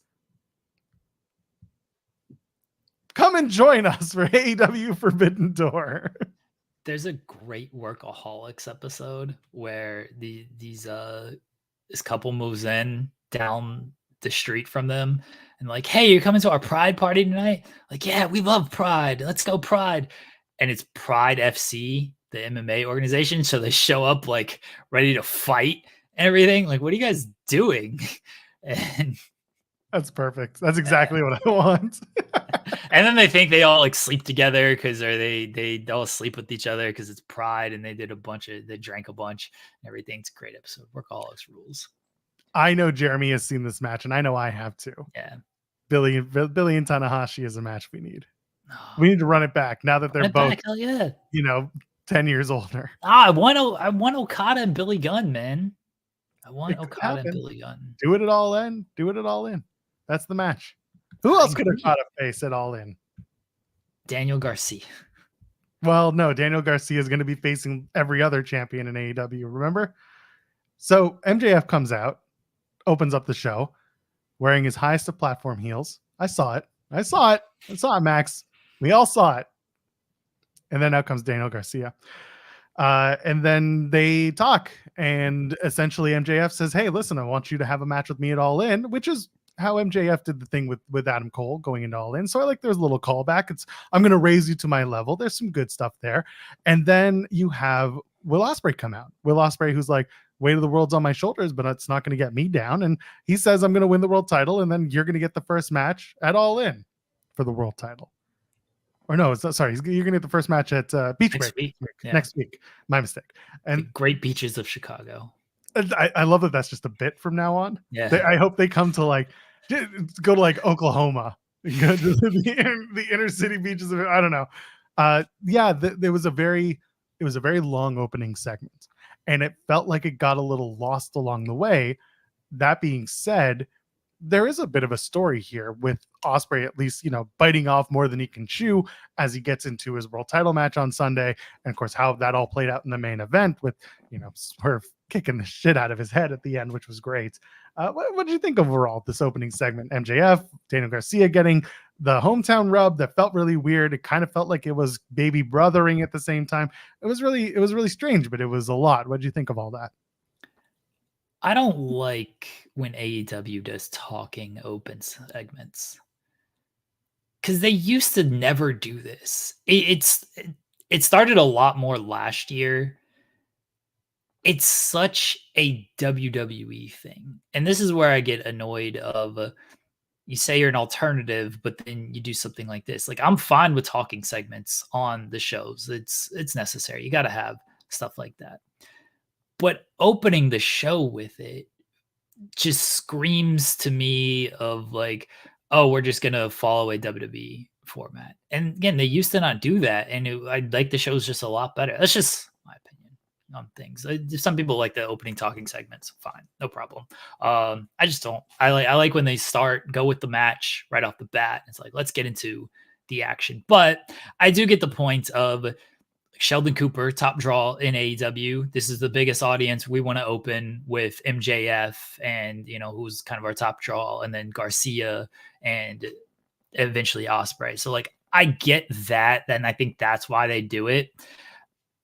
You can't really open with Ospreay and Swerve because of that was the closing shots and everything like that. So what are you going to open with? And maybe just book the book the card order differently, or just book different stuff to make sure you do have something hot to open and to get the Sheldon Cooper bump off of that. Anyway, the actual segment of this was fine, but I quit. It felt like they were setting Ospreay up for the loss.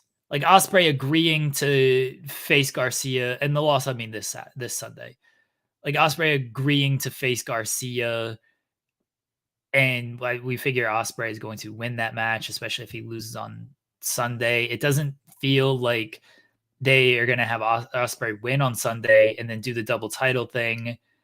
But then if Garcia wins the title, does he face MJF at All In? But he's got to face the Owen winner at All In. It seemed like they tried to accomplish too much almost, when I wish there was maybe a little less going on in this segment. Because I don't know if Garcia and MJF's the actual All In match. It doesn't feel like they're actually going to do that match, but they kind of got to deliver on that. Do they? I don't think they will, but it does feel like if you're going to throw that out there and do all of that, you probably should. Otherwise, Garcia kind of looks dumb. Yeah. They're doing, well, they taped it. It's for Collision. They're doing the Battle of Buffalo, right? Garcia and the Butcher, which is, sure, is it Butcher or Blade? My God, no, it's Butcher. It's Butcher. It's Andy. I always get confused. I'm just like, is it the big dude? Yeah, it's the big dude who's now bald, which is good for him. Anyway, they're doing that match. Garcia, they're trying to bring him up a little bit, but like I said, it felt to me like they were trying to little brother him a little too much. And I hope that kind of plays into how he feels as the story progresses, because, All In isn't until the end of August. If you listen to MJF, Forbidden Door is also not until the end of August as well. So that's something else to take into concern. Did you hear that from him? That Forbidden Door is at the end of August. He said August 30th, Forbidden Door. He was doing his shilling, and then he got cut off. It was very funny. But the point I'm trying to make is that I hope that as Daniel Garcia continues this ascent, and hopefully he starts to face more legitimate opponents on the ascent, because that's the other thing too. He's been beating a lot of 3-minute men. It's time to start moving him up to more serious contention, so that when he does challenge for a championship, let's say it's an international title at All In, and it's a 3-way between him, MJF, and Will Ospreay, for example, then make it important. Make it okay, but he's challenging for the title next week, right? That's a whole other can of worms. But I'm saying the All In stuff, if you're gonna give Garcia an All In moment, you got to make sure that you've moved him up the card sufficiently to that point. I don't know if Garcia's getting an All In moment. It seems like they're going Max and Ospreay at All In. I think that was the point of this. Is Ospreay comes out, he basically overshadowed MJF's moment. MJF was not happy about that. You had the stare down with them. I think it was last week, maybe the week before, where Ospreay and MJF just kind of had that stare down, and you could tell MJF doesn't like that Ospreay is the new shiny toy getting the big pops here. Right. So there's a good story between them. I still question why isn't MJF in the Owen tournament? Shouldn't he want the world title back? But whatever. If he beating Ospreay at Wembley, like that seems like something MJF would want just as much as the world title. So I'm a little forgiving on that if that's the direction they end up going with. And then MJF joins the Don Callis family. Right? That's how this ends? I liked that Ospreay came out and kind of the story with him is, hey, you're doing a little bit too much here. Like you should probably focus on the world title. And instead Ospreay feels pretty bulletproof of like, nah, I can get away with all this. That was the whole point of the taking the title from Swerve in the closing segment. And Swerve was like, nobody, this is mine. And he immediately put him down with the house call. Like I liked that. There was some good stuff with Ospreay and the story they're kind of telling with Ospreay. the hesitation on the Tiger Driver and whatever Don Callis is or isn't going to do should probably be forgotten. But I think, I don't know this for certain, I think that Don Callis is going to try to tell Ospreay, like, see, you need me type of thing. You didn't win. You won with me. What happened when you didn't have me on Sunday? You lost. You need me for this kind of stuff. The Tiger Driver stuff, I can leave because Danielson was out like 2 weeks and then is just like wrestling as normal and is completely fine. Ospreay hesitating when he does 20 other moves from a double underhook is that it wasn't even winning matches for him. He did the Tiger Driver on Danielson and still needed to hit the hidden blade and everything. Like, I don't think he beat Kenny with it. He used it, but that wasn't the direct finish off of that. My memory's not good on this stuff. I could be wrong, but I know he used it. I'm pretty sure he won with the Storm Driver or the Stormbreaker for the Kenny match. I was there live. Okay. So the Stormbreaker. So the hesitation of like, oh, I'm not going to do it. I'm not buying really any of that. I don't think you're going to do it against Toa Leona either, is the other thing in this random tag team match. So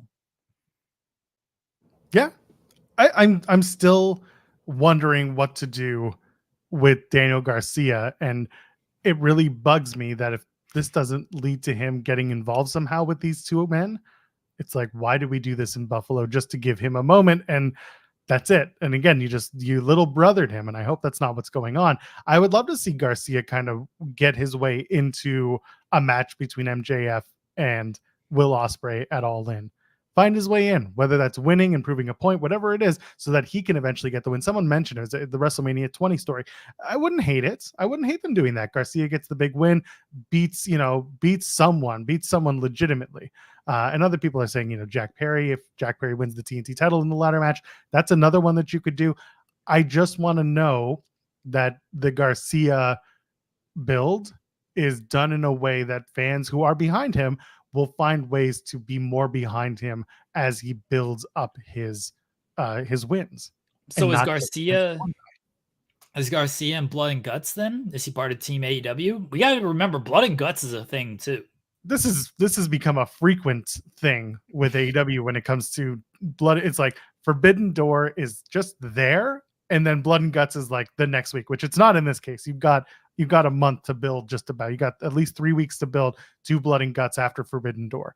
But like Forbidden Door is always that we're going to veer off the highway for a minute so that we can pick up the Japanese wrestlers and some of the Mexican wrestlers as well. Bring them along, and then we're going to drop them off in the next town at the gas station because they had to go fill up their cars and get rentals. And then we're going to get back on the road to Blood and Guts. And that's whatever. That's just what's been going on. Daniel Garcia being part of Blood and Guts, that would do something. I wouldn't hate it. It builds stock. Yeah, we'll see. And they'll get past Forbidden Door. Forbidden Door does see it's always been the show where people are like interested because you're delivering like some dream matches and everything. But it's also introducing a lot of new talent that aren't around beforehand, except for maybe a week, and then aren't sticking around after that. So a lot of stuff gets lost. It's been a little bit more forgivable in the past because the dream matches have been there and they've done a good job, at least in the past, of building the dream matches. And we didn't have All In to worry about. There was Blood and Guts as part of it in the past. The Owen didn't have as much significance as it does this year. But this year, the dream matches aren't really there. Like you look at what's the dream match? Well, this is what I'm talking about. Is a few things have kind of made Forbidden Door less important, and that is you brought in some of the New Japan talent that you originally didn't have full access to. You signed them. Now they are AEW talent. You see them on TV weekly.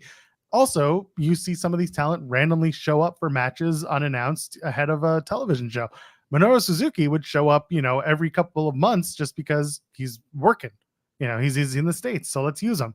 That has been a bit of a downfall when it comes to Forbidden Door. The dream match this year is either the Mina match because of the story that's been there with Tony Storm and with Mariah May, or the Mercedes match with Stephanie Vacher. That's already happened. It's happened, but it's different this time. Sure. But I understand what you're coming from. Like we've seen a match between these two. They've both grown, they've both progressed, they've both become different people, quote unquote, during this time. There's something different. But Tony and Mina is really that match. We've done Naito and Mox. That was how Mox got the IWGP World Heavyweight Championship. That's been there. You could argue that Swerve and Ospreay is the dream match, but that's a in-house match for the AEW World Heavyweight Championship. The TNT ladder match, you and I talked about this, and I'm glad I was right about it, by the way.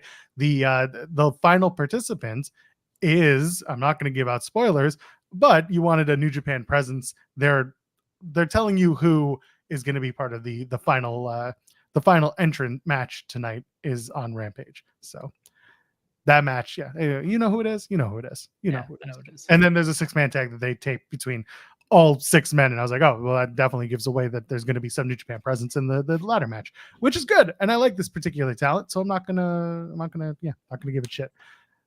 There ain't much else. Danielson is the dream match. I made that chart that one time of Danielson. Is Bryan Danielson involved? Yes. Dream match. No, not a dream match.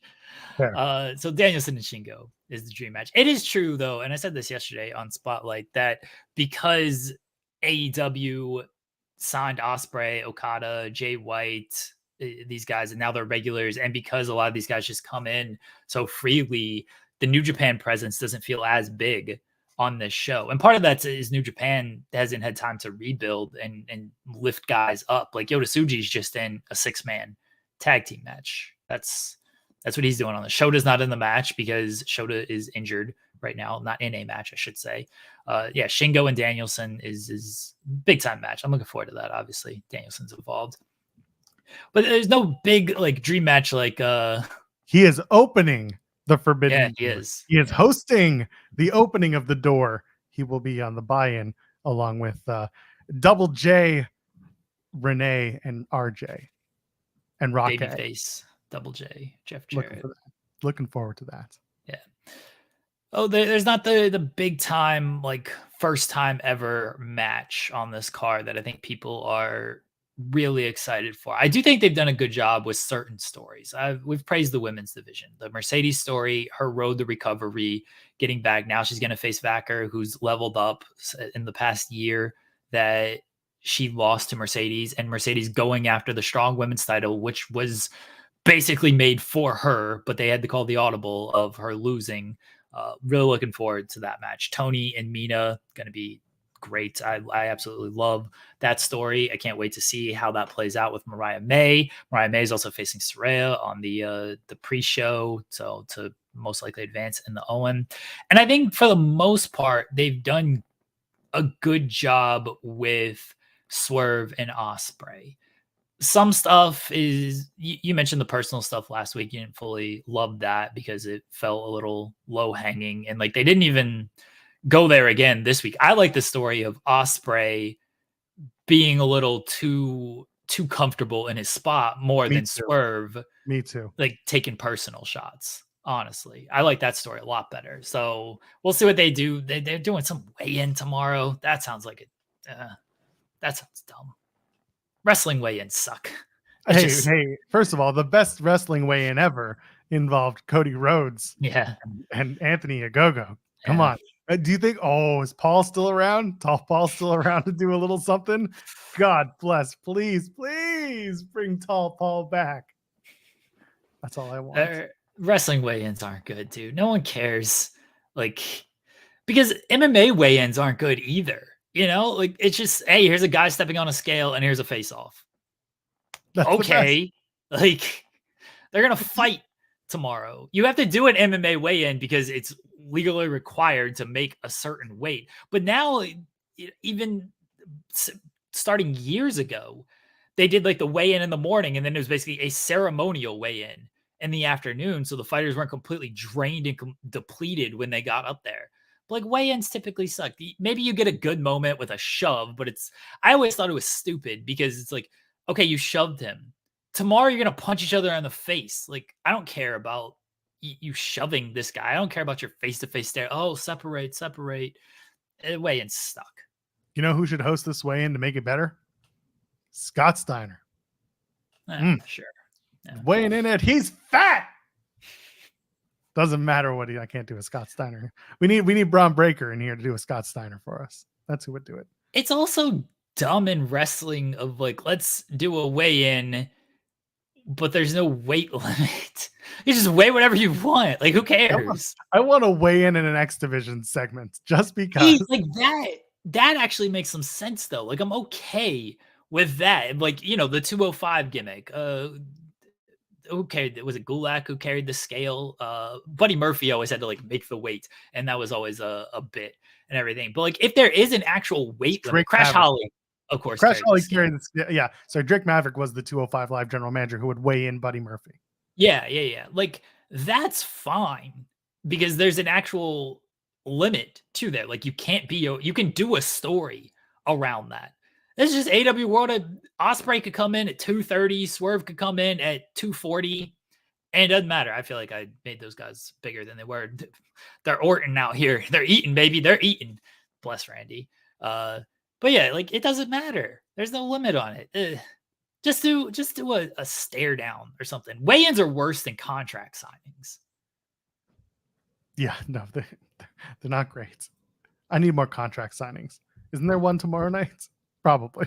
I don't think there is. I think there's just the weigh-in. They're just doing the weigh-in. They're just doing the one? Okay, that's fine. What else is going on this card? You got Jericho and Suzuki. The setup for that was fun. No, that's not the match. It's not happening? No, they turned it into a tag instead? Well, so it was very... Oh, I see it. I see what they're doing. Yeah, this is very strange. So basically they're doing it, but they're not doing it.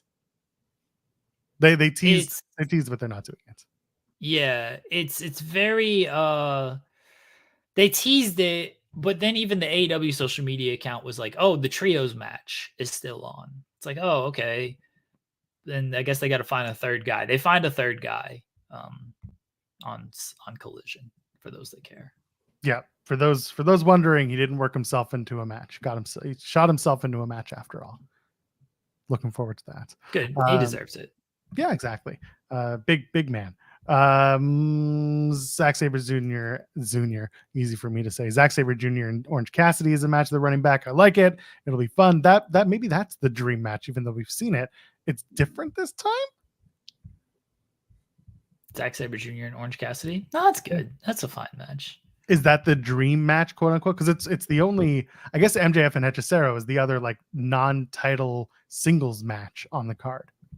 Yeah. I'm trying to think of like matches with stakes. The Hechicero match is interesting. It's MJF working at home. He's back. It doesn't make sense that it's Hechicero that he's facing. It does in the way that if you know MJF and his Forbidden Door feelings, and he didn't lean into it this time. Remember, it was always like Forbidden Door. I don't want to work against these Japanese super indie stars. They're beneath me, blah, blah, blah. Hechicero kind of came in because he beat Rush. MJF beat Rush, and then Hechicero got beat down by Gates of Agony.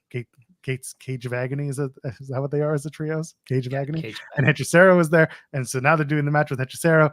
That's the CMLL open Forbidden Door. So like there is a bit of sense that's being made, but they haven't explained it in the traditional sense when it comes to MJF's feelings about working Forbidden Door itself. Well, the Elite also picked Hechicero as well, of like, this is going to be your opponent. The fact that, and this is where I thought things got a little messy on Wednesday, the fact that MJF is like, not really worried about this Hechicero guy. Let me challenge Daniel Garcia to a match. It's like, all right, like, you got a match on Sunday. Maybe try to build that a little bit. Give me a little bit off of this, MJF. And yeah, and other than that, you know what? This was the match that really blew people's minds for about 5 minutes before Lucha Blog came in and explained it all. Los Ingobernables, easy for me to say, I've been saying it all week. Los Ingobernables de Japón, that's Yorisuji, Titan, and Hiromu. They're going to take on Lucha Brothers and Mystico. So Penta, Phoenix, and Mystico. And not everyone, a lot of people started saying, oh, looks like the AAA CMLL thing is over, blah, blah, blah. But then, of course, Lucha Blog came out and said, well, no. Lucha Brothers are not directly involved with AAA anymore, so everything's cool, and that's how that is. That's going to be a fun match, though. That's going to be a very Lucha Japanese style influenced match, And I love that they brought in Mystico for this because it's like, well, it works in Texas. Let's see what happens when we bring Mystico to New York. Is that going to drive a bunch of ticket sales? It's going to be a great MJF and Gabe Kidd rolled, at least. I wanted it. And somebody's got to take a loss, and I don't think they want to beat Gabe Kidd. I'm very surprised that they didn't do something with Gabe Kidd other than palling around with the Kingdom. I thought Gabe Kidd should have been the teammate for Jericho and Big Bill, not because like he fully fits learning tree stuff, just mainly because I think he fits just being wherever he wants to be. Yeah, and he's just a shitty human being. Yeah, and him just like talking shit, and just to get him on the show as well. I thought he should have been on and maybe he gets added to a pre-show match or something. But it's gonna be a great show. Like there's rarely a doubt when it comes to AEW and the in-ring delivering of what it's going to be. I don't want to say it feels a little predictable, but some of the matches feel a little predictable. The bigger matches for sure. Yeah. There's not, doesn't feel too much. I like to look at the Bet Online odds, and we're not sponsored by them, but they got people listed as very heavy favorites for this one, which maybe there's some upsets. It's always possible. It's going to be a good show. It's going to be a long show. It's always a long show with AEW. And it's not so much that I don't look forward to like a long AEW show. It's, the press conference afterward where Tony's got to just be like, thought we had a great show tonight. And then he recaps the entire card for you. Like we didn't just watch it. How many WWE stars do you think are going to stick around tonight and stay till Sunday? Because SmackDown's at MSG tonight. Oh, yeah. Bailey just sent out a tweet saying, at Mercedes Bernardo, wait, what? Are you in New York? I think Bailey, if she could be there. Well, they got live events this weekend, I assume. So I assume, but not everyone is a part of the live event loop all the time. So if you got a weekend Bailey's champ though. Bailey's champ. Yeah, that doesn't mean anything. Just have the tag champs come out. Give them let's see who's advertised for this live event. Where are they this weekend for live events? Let's find out too. They're in. Maybe they're not. Oh, there are none scheduled. They're off because of the long weekend in Canada. Oh, well then. That's not true. Yeah. But they're just not. There are no long. They can stick around. All right, then I assume that Bailey will be hidden away beyond the Forbidden Door. The door will be closed to Bailey, but open to everybody else. I assume Bailey will be there. Naomi will probably be there. In that case, then they're always supporting. They're good friends. Pluggo sent a super chat saying, "Set in the weeds on B2B. That's beyond two beards. Oh my god, beards! Too many beards, too many limes. I'm sorry. Here are your royalties. Thank you. I'm pretty sure that's supposed to be my royalties. The money doesn't go to us. It goes to literally everyone else. So thank you for paying our people. You want to go to Sami Zayn and Friends on the Thursday nights? Can we get tickets? Is it sold out? I'm sure we can find a way to get tickets. Okay, I don't think it's sold out. Let's take a look right now on the official site.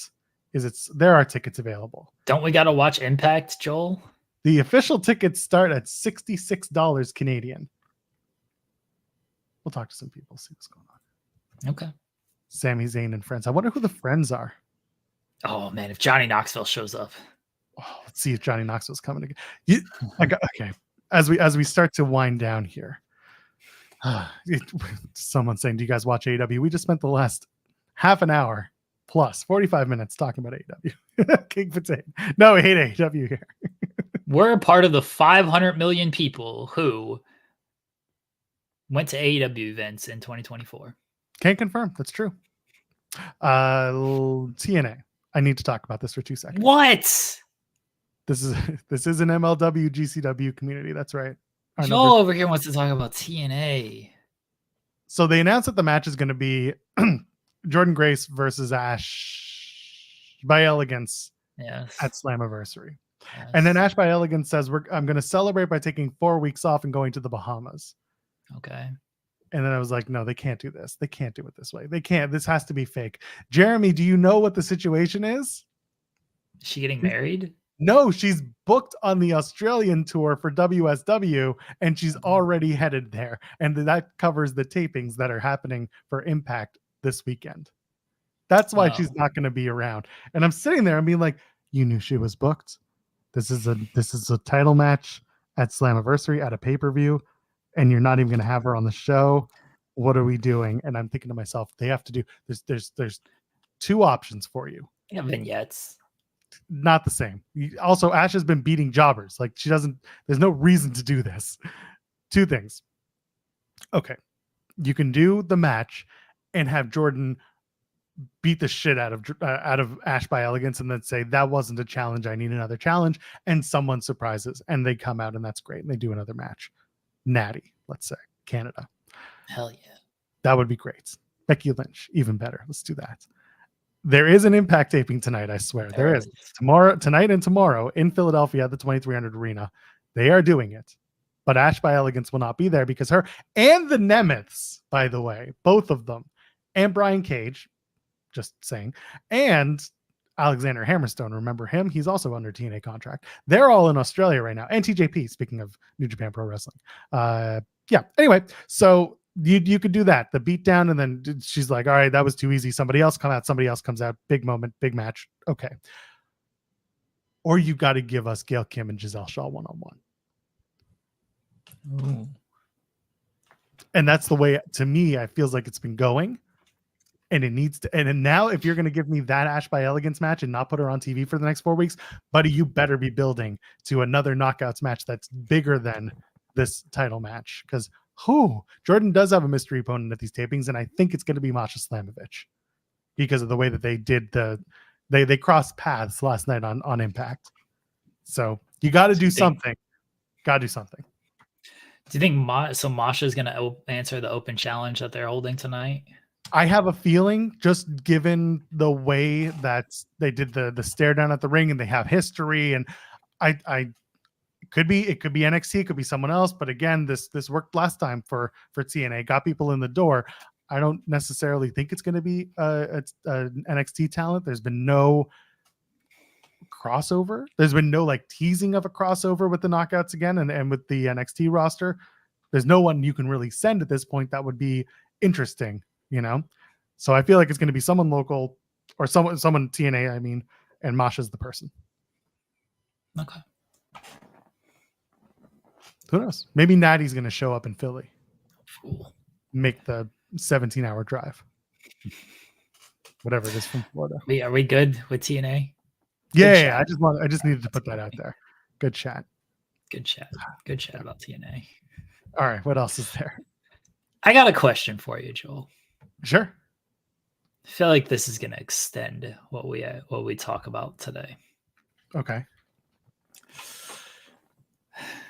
I don't want to talk ratings. I don't want to talk about all of that stuff. Then let's not. Good show today, everyone. See you next week. Look at us. There's been the discourse, the discussion. And I truly don't want to talk about that. I want the focus of AEW and like who it's for. Tony Khan said it's for the sickos, everything. I just got to thinking, was AEW almost too catering to fans? And too catering, and what I mean by this is it was a company that kind of sort of started because of an online bit of I'll take that challenge, Dave. And then it's become like Tony we listen to the fans, we listen to feedback. And has it become almost listening and paying attention to too much of that stuff throughout the years? I'm not saying right now, like throughout the years, almost to a detriment. In about 5 minutes, you're about to hear an interview with Dijak. And one of the things that Dijak talks about is wrestling during the pandemic.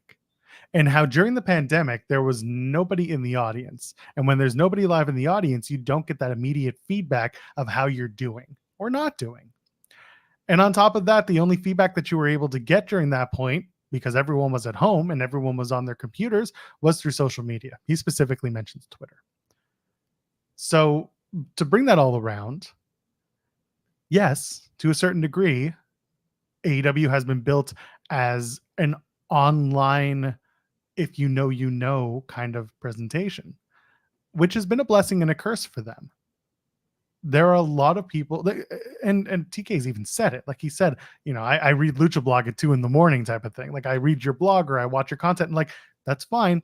There are a lot of wrestlers. There are a lot of people who work in wrestling who consume the content that is put out. For all I know, there are people from these companies that watch our piddly ass show. I don't know why, but if you are, thank you, or I'm sorry. I'm sorry. But it exists. It exists, and it does exist. And do they cater exclusively to those people? No, but they certainly keep those views in mind. And when you do something like that and you're catering towards an online fan base, you're almost kind of stuck because, not to make this in WWE thing, but there are many wrestling companies, not just WWE, that their creative team puts their head down and they produce what they think works for the roles they're filling or for the stories they're telling. And to me, that's more attractive. To me, I've said this 100 million times when we talk about wrestling and presentation, and like, good matches are fine. Good matches are available readily. We just had a whole conversation about talent. And to me, talent is one thing. Telling stories to me is the reason I watch wrestling. I don't watch it for flippy moves. I don't watch it for spot foo. I don't watch it for that stuff's cool.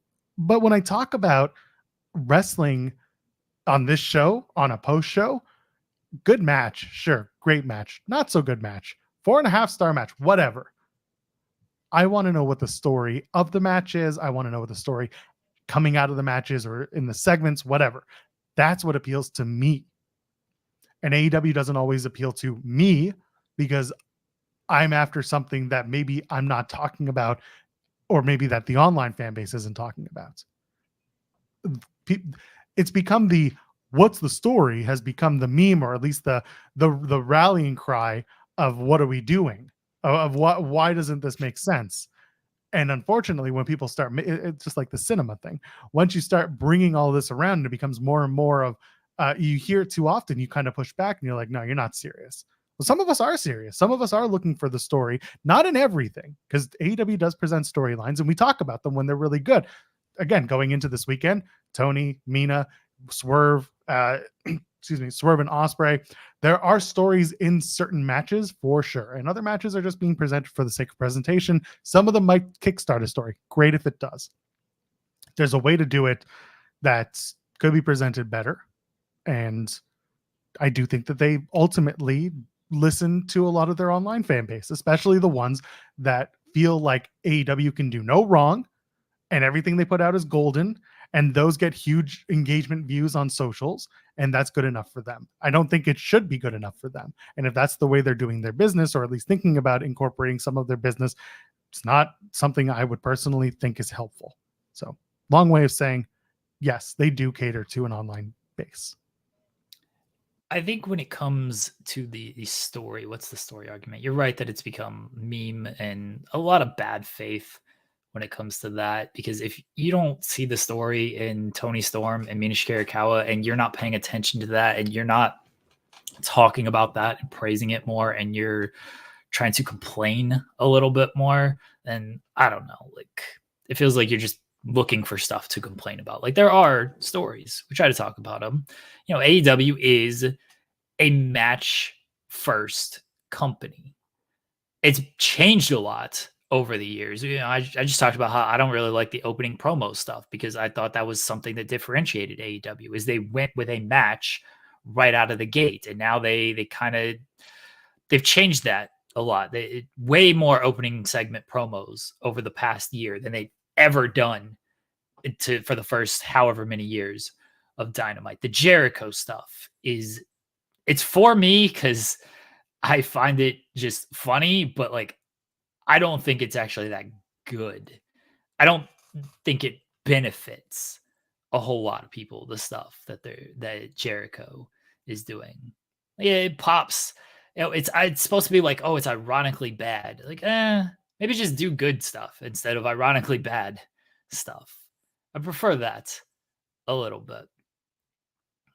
When it comes to the kind of catering to online people as much, I don't think it's necessarily a bad thing.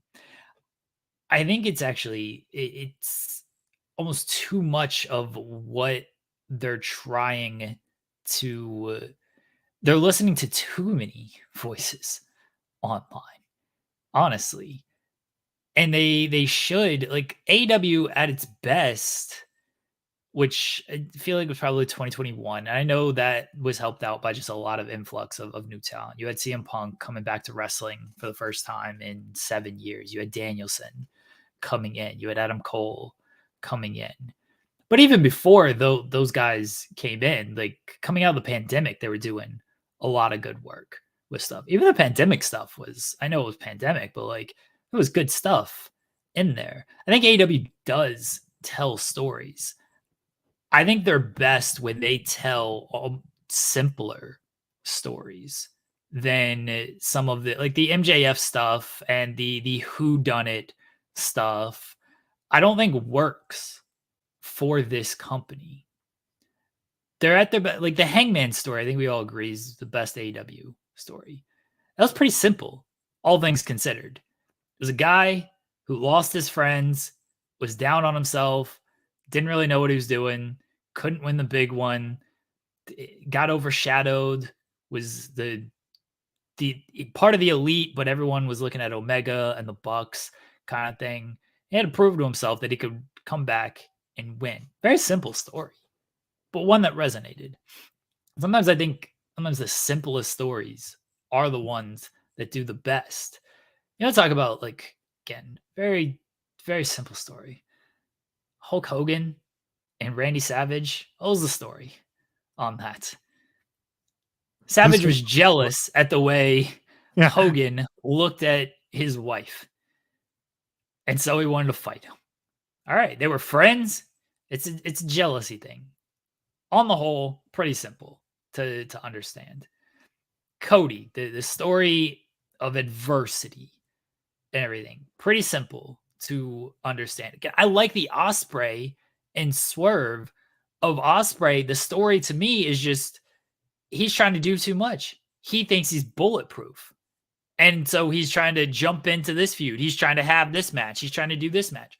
Pretty simple. When you start throwing in, Swerve guys has to make it personal. Ospreay's doubting himself. You can't tell me the guy's doubting himself on this move, but is also feeling like he's bulletproof by jumping into this story and trying to do this match type of thing.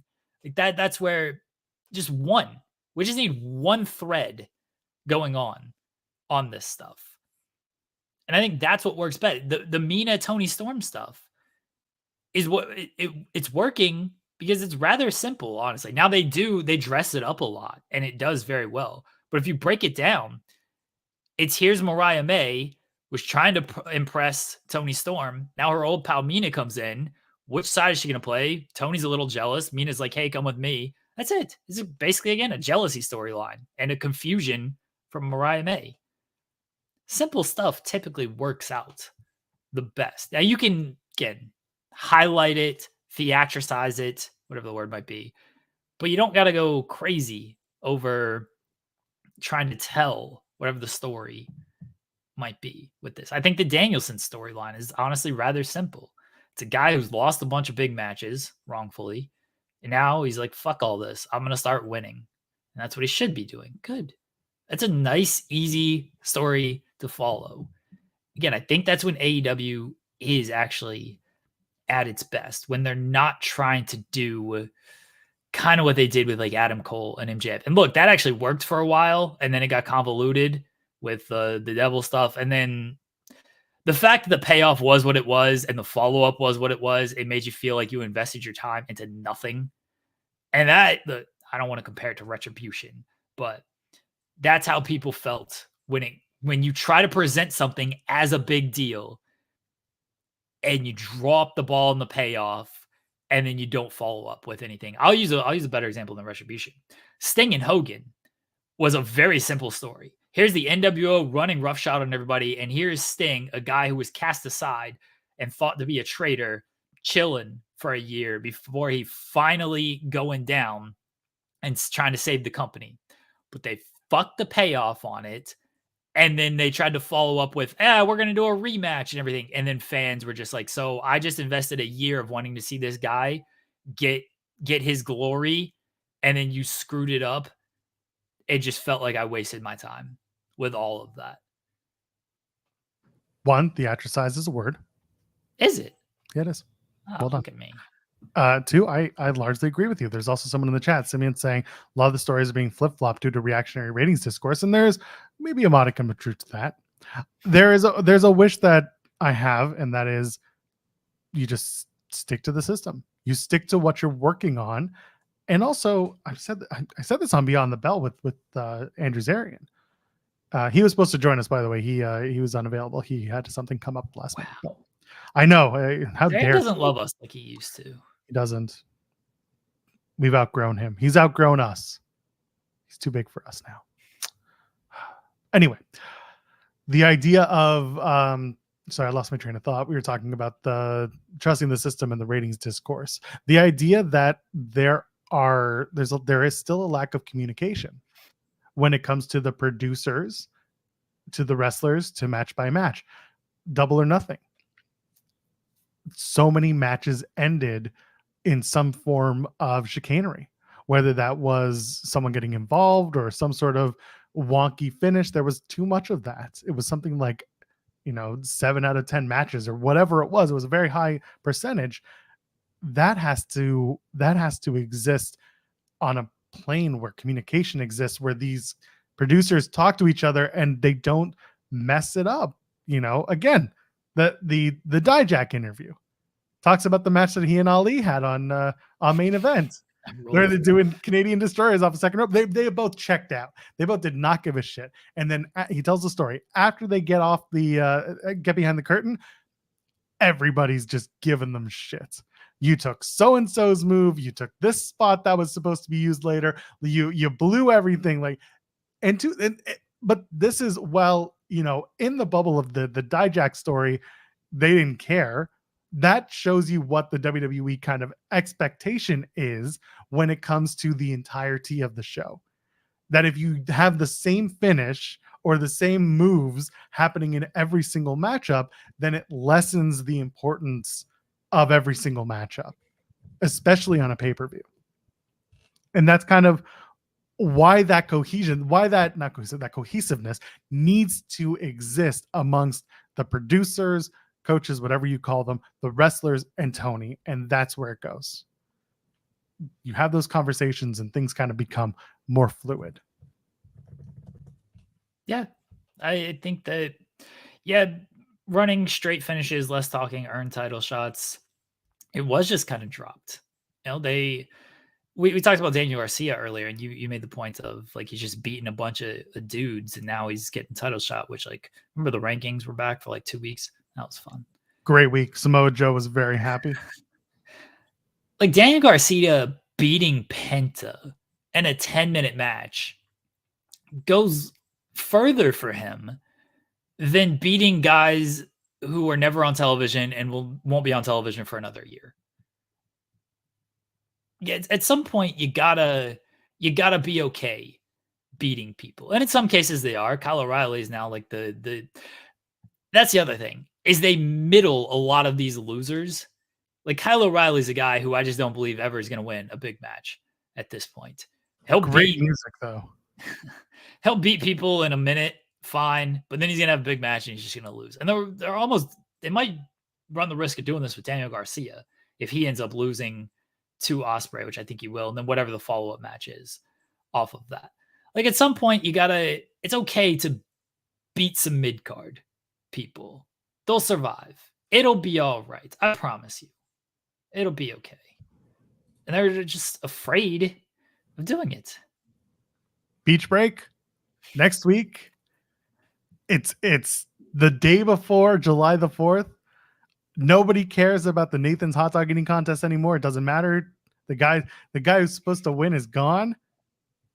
Next week, it should be the AEW hot dog eating beach break contest. And our boys, Bear Bronson, Bear Boulder, Jack Jameson, they should be winning it all this Wednesday on Dynamite. Bring in Joey Chestnut for an appearance. Bring in Joey Chestnut. Jensen would drive his ass to the sunny beaches of Chicago just for that. He would. Get Joey Chestnut to host it. Get our pal. Sorry, I just completely blanked on his name. Oh my god, Matt's tag team partner, Brannigan's tag team partner. No, not Brannigan. The other one. Oh my god, Megabyte Ronnie. I'm so sorry. I love you, Ronnie. I had a blank moment.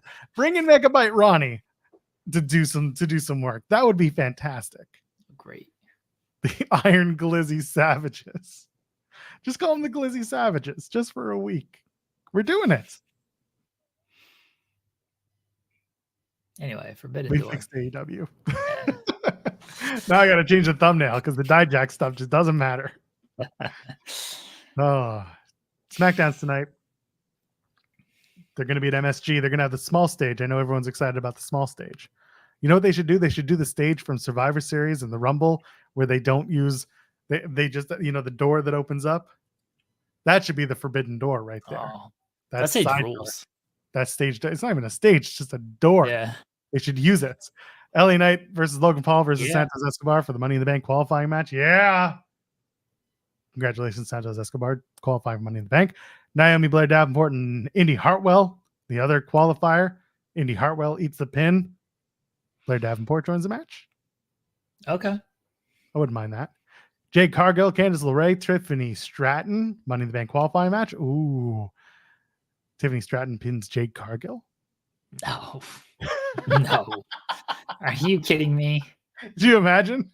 But that could forward a story with Jade and Bianca and all that. Tiffany pins. Yeah, Candice. Shooter Candice, unfortunately. They dropped the ball with that, man. Very upset about that. Yeah. Anyway, Tiffany Stratton. Get that pink briefcase all ready and shined up. Naomi and Blair do have an impending rivalry, but I want to see Blair Davenport in the match. More, you can have Indy Hartwell get the surprise victory. She's been in a ladder match before. Could be fun. Bloodline acknowledgement ceremony. What's that going to look like? You know, put your ones up for Jacob Fatu, new leader. I don't think Jacob Fatu is the new leader. The former Caesar Sikoa. I do wonder what this segment looks like, though, because with Roman, it was obvious that Roman was the dude.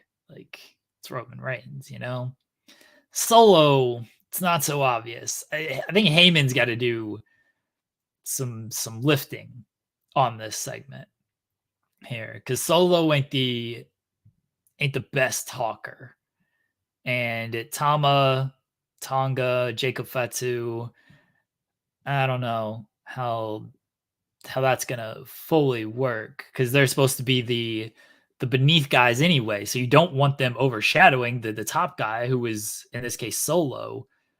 So yeah, I think Heyman's got to do some heavy lifting. I assume Cody and everybody will come out, and that'll be that. What if this is Jimmy? Jacob Fatu beats everybody down so badly that Nick Aldis says, "You're not going to Toronto." Sorry, that's more of a Wade Barrett sound. No, anyway, that was okay. That was on the scale of your accents. That wasn't the most offensive. 9 out of 10. 9.8, 9.9. Yeah, that could be the Fatu goes a little too far in his first week and doesn't get suspended, but gets told you're not doing the match, or he's told you are doing the match, and then he does something so bad that Aldis steps in and says, no, you're out, go home. You can't have one thing. If Cody and everybody comes out, you can't keep doing bootleg bloodline, wish bloodline. You can't keep calling them that. Yeah, they have to have some what's the word? You know what I'm saying? That to be real. because if you keep doing them that, then the fans are just going to keep viewing them as that. And clearly they want to put them on a high enough level to where they're bought into more than that. So I don't think you can keep doing that. Heyman's done a good job of selling them as killers, and Solo's kind of running on his own here. That's why I think, again, Heyman's got to keep doing some lifting on this. I think Cody has even got to lift it a little bit of like, I fought Roman Reigns. I fought Roman Reigns twice. Roman Reigns beat me once. I got the better of him. I fought you, Solo. I fought you before WrestleMania. I'm seeing a different guy right now. I'm seeing a guy who is ready to ascend. I'm seeing a guy who has stepped up with Roman Reigns. I'm seeing a guy who is trying to run his own ship without Roman Reigns. I'm seeing a guy who is carrying on that legacy. Like, I think Cody's got to lift it a little bit as well. You can't keep doing of just like, you guys suck until Roman comes back. Because then I'm just like, yeah, you guys suck until Roman comes back. Yeah, I agree with you. They gotta make them a real team. They gotta make them. They gotta give. First of all, I feels like Solo has to get the pin on Cody at the match on next Saturday. Yeah, that's what I would do. Yeah, I know you said it. I'm agreeing with you. I'm repeating it back. If you want to build potentially to a SummerSlam match between these two, no, I don't think it's going to burn the house down. But I think that if you give him the reason to have the match and the reason to earn the title match, I know people are like, oh, you shouldn't be champions, blah, blah, blah. In a 6-man tag like this, it can warrant something. And I'm fine with that. I think Solo should pin Cody next week. I think Solo should beat Cody at SummerSlam. And then Solo, as Heyman is putting the Ulafala on Solo and he's got his ones up and he got the title, Roman comes back. The big dog is back. I don't think he's the Shield theme, but Roman. And then we get Roman and Solo, baby. That's what we're running with. That's the WrestleMania program. I don't care what Cody does. He can face The Rock in a non-title match. It's gonna be another documentary just because of that. Oh my goodness. All right. We've gone as far as we can. Go check out Forbidden Door this weekend. Go watch whatever. I don't care what you watch this weekend. Watch the Dijak interview. Watch the Dijak interview. I know we've said it a few times, but I really cannot tell you how good this conversation is. Sean and Dijak went about 90 minutes. It's good stuff. It's available now over on youtube.com/Fightful. Jeremy and I are back on Monday, but we are also on main channel on youtube.com/Fightful on Monday morning because it is main channel Monday. It's also Canada Day that day, so it'll be a pretty it'll be a tight show. We're gonna have to be done on time because my kid is out of school that day. So okay, about that. Fine. It's just what it is. We decided to do main channel Monday. It's the first. This is what happens. 'Tis the season, Jeremy Lambert. Got anything to add? Never. Rob and Maggie live at 3. They're going to talk about Forbidden Door, Dijak, a bunch of other stuff. I know they will. They might even do some TNA talk. So ask them all the questions about TNA. Just bombard them with TNA questions. Only TNA questions. Don't ask them about Dijak. Don't ask them about Forbidden Door. Only ask them TNA questions. No. Yeah. Enjoy your weekend. I am at Joel Pearl for Jeremy Lambert. Ladies and gentlemen, friends beyond the binary. Have a good weekend. We'll see you in the next one. Cheers.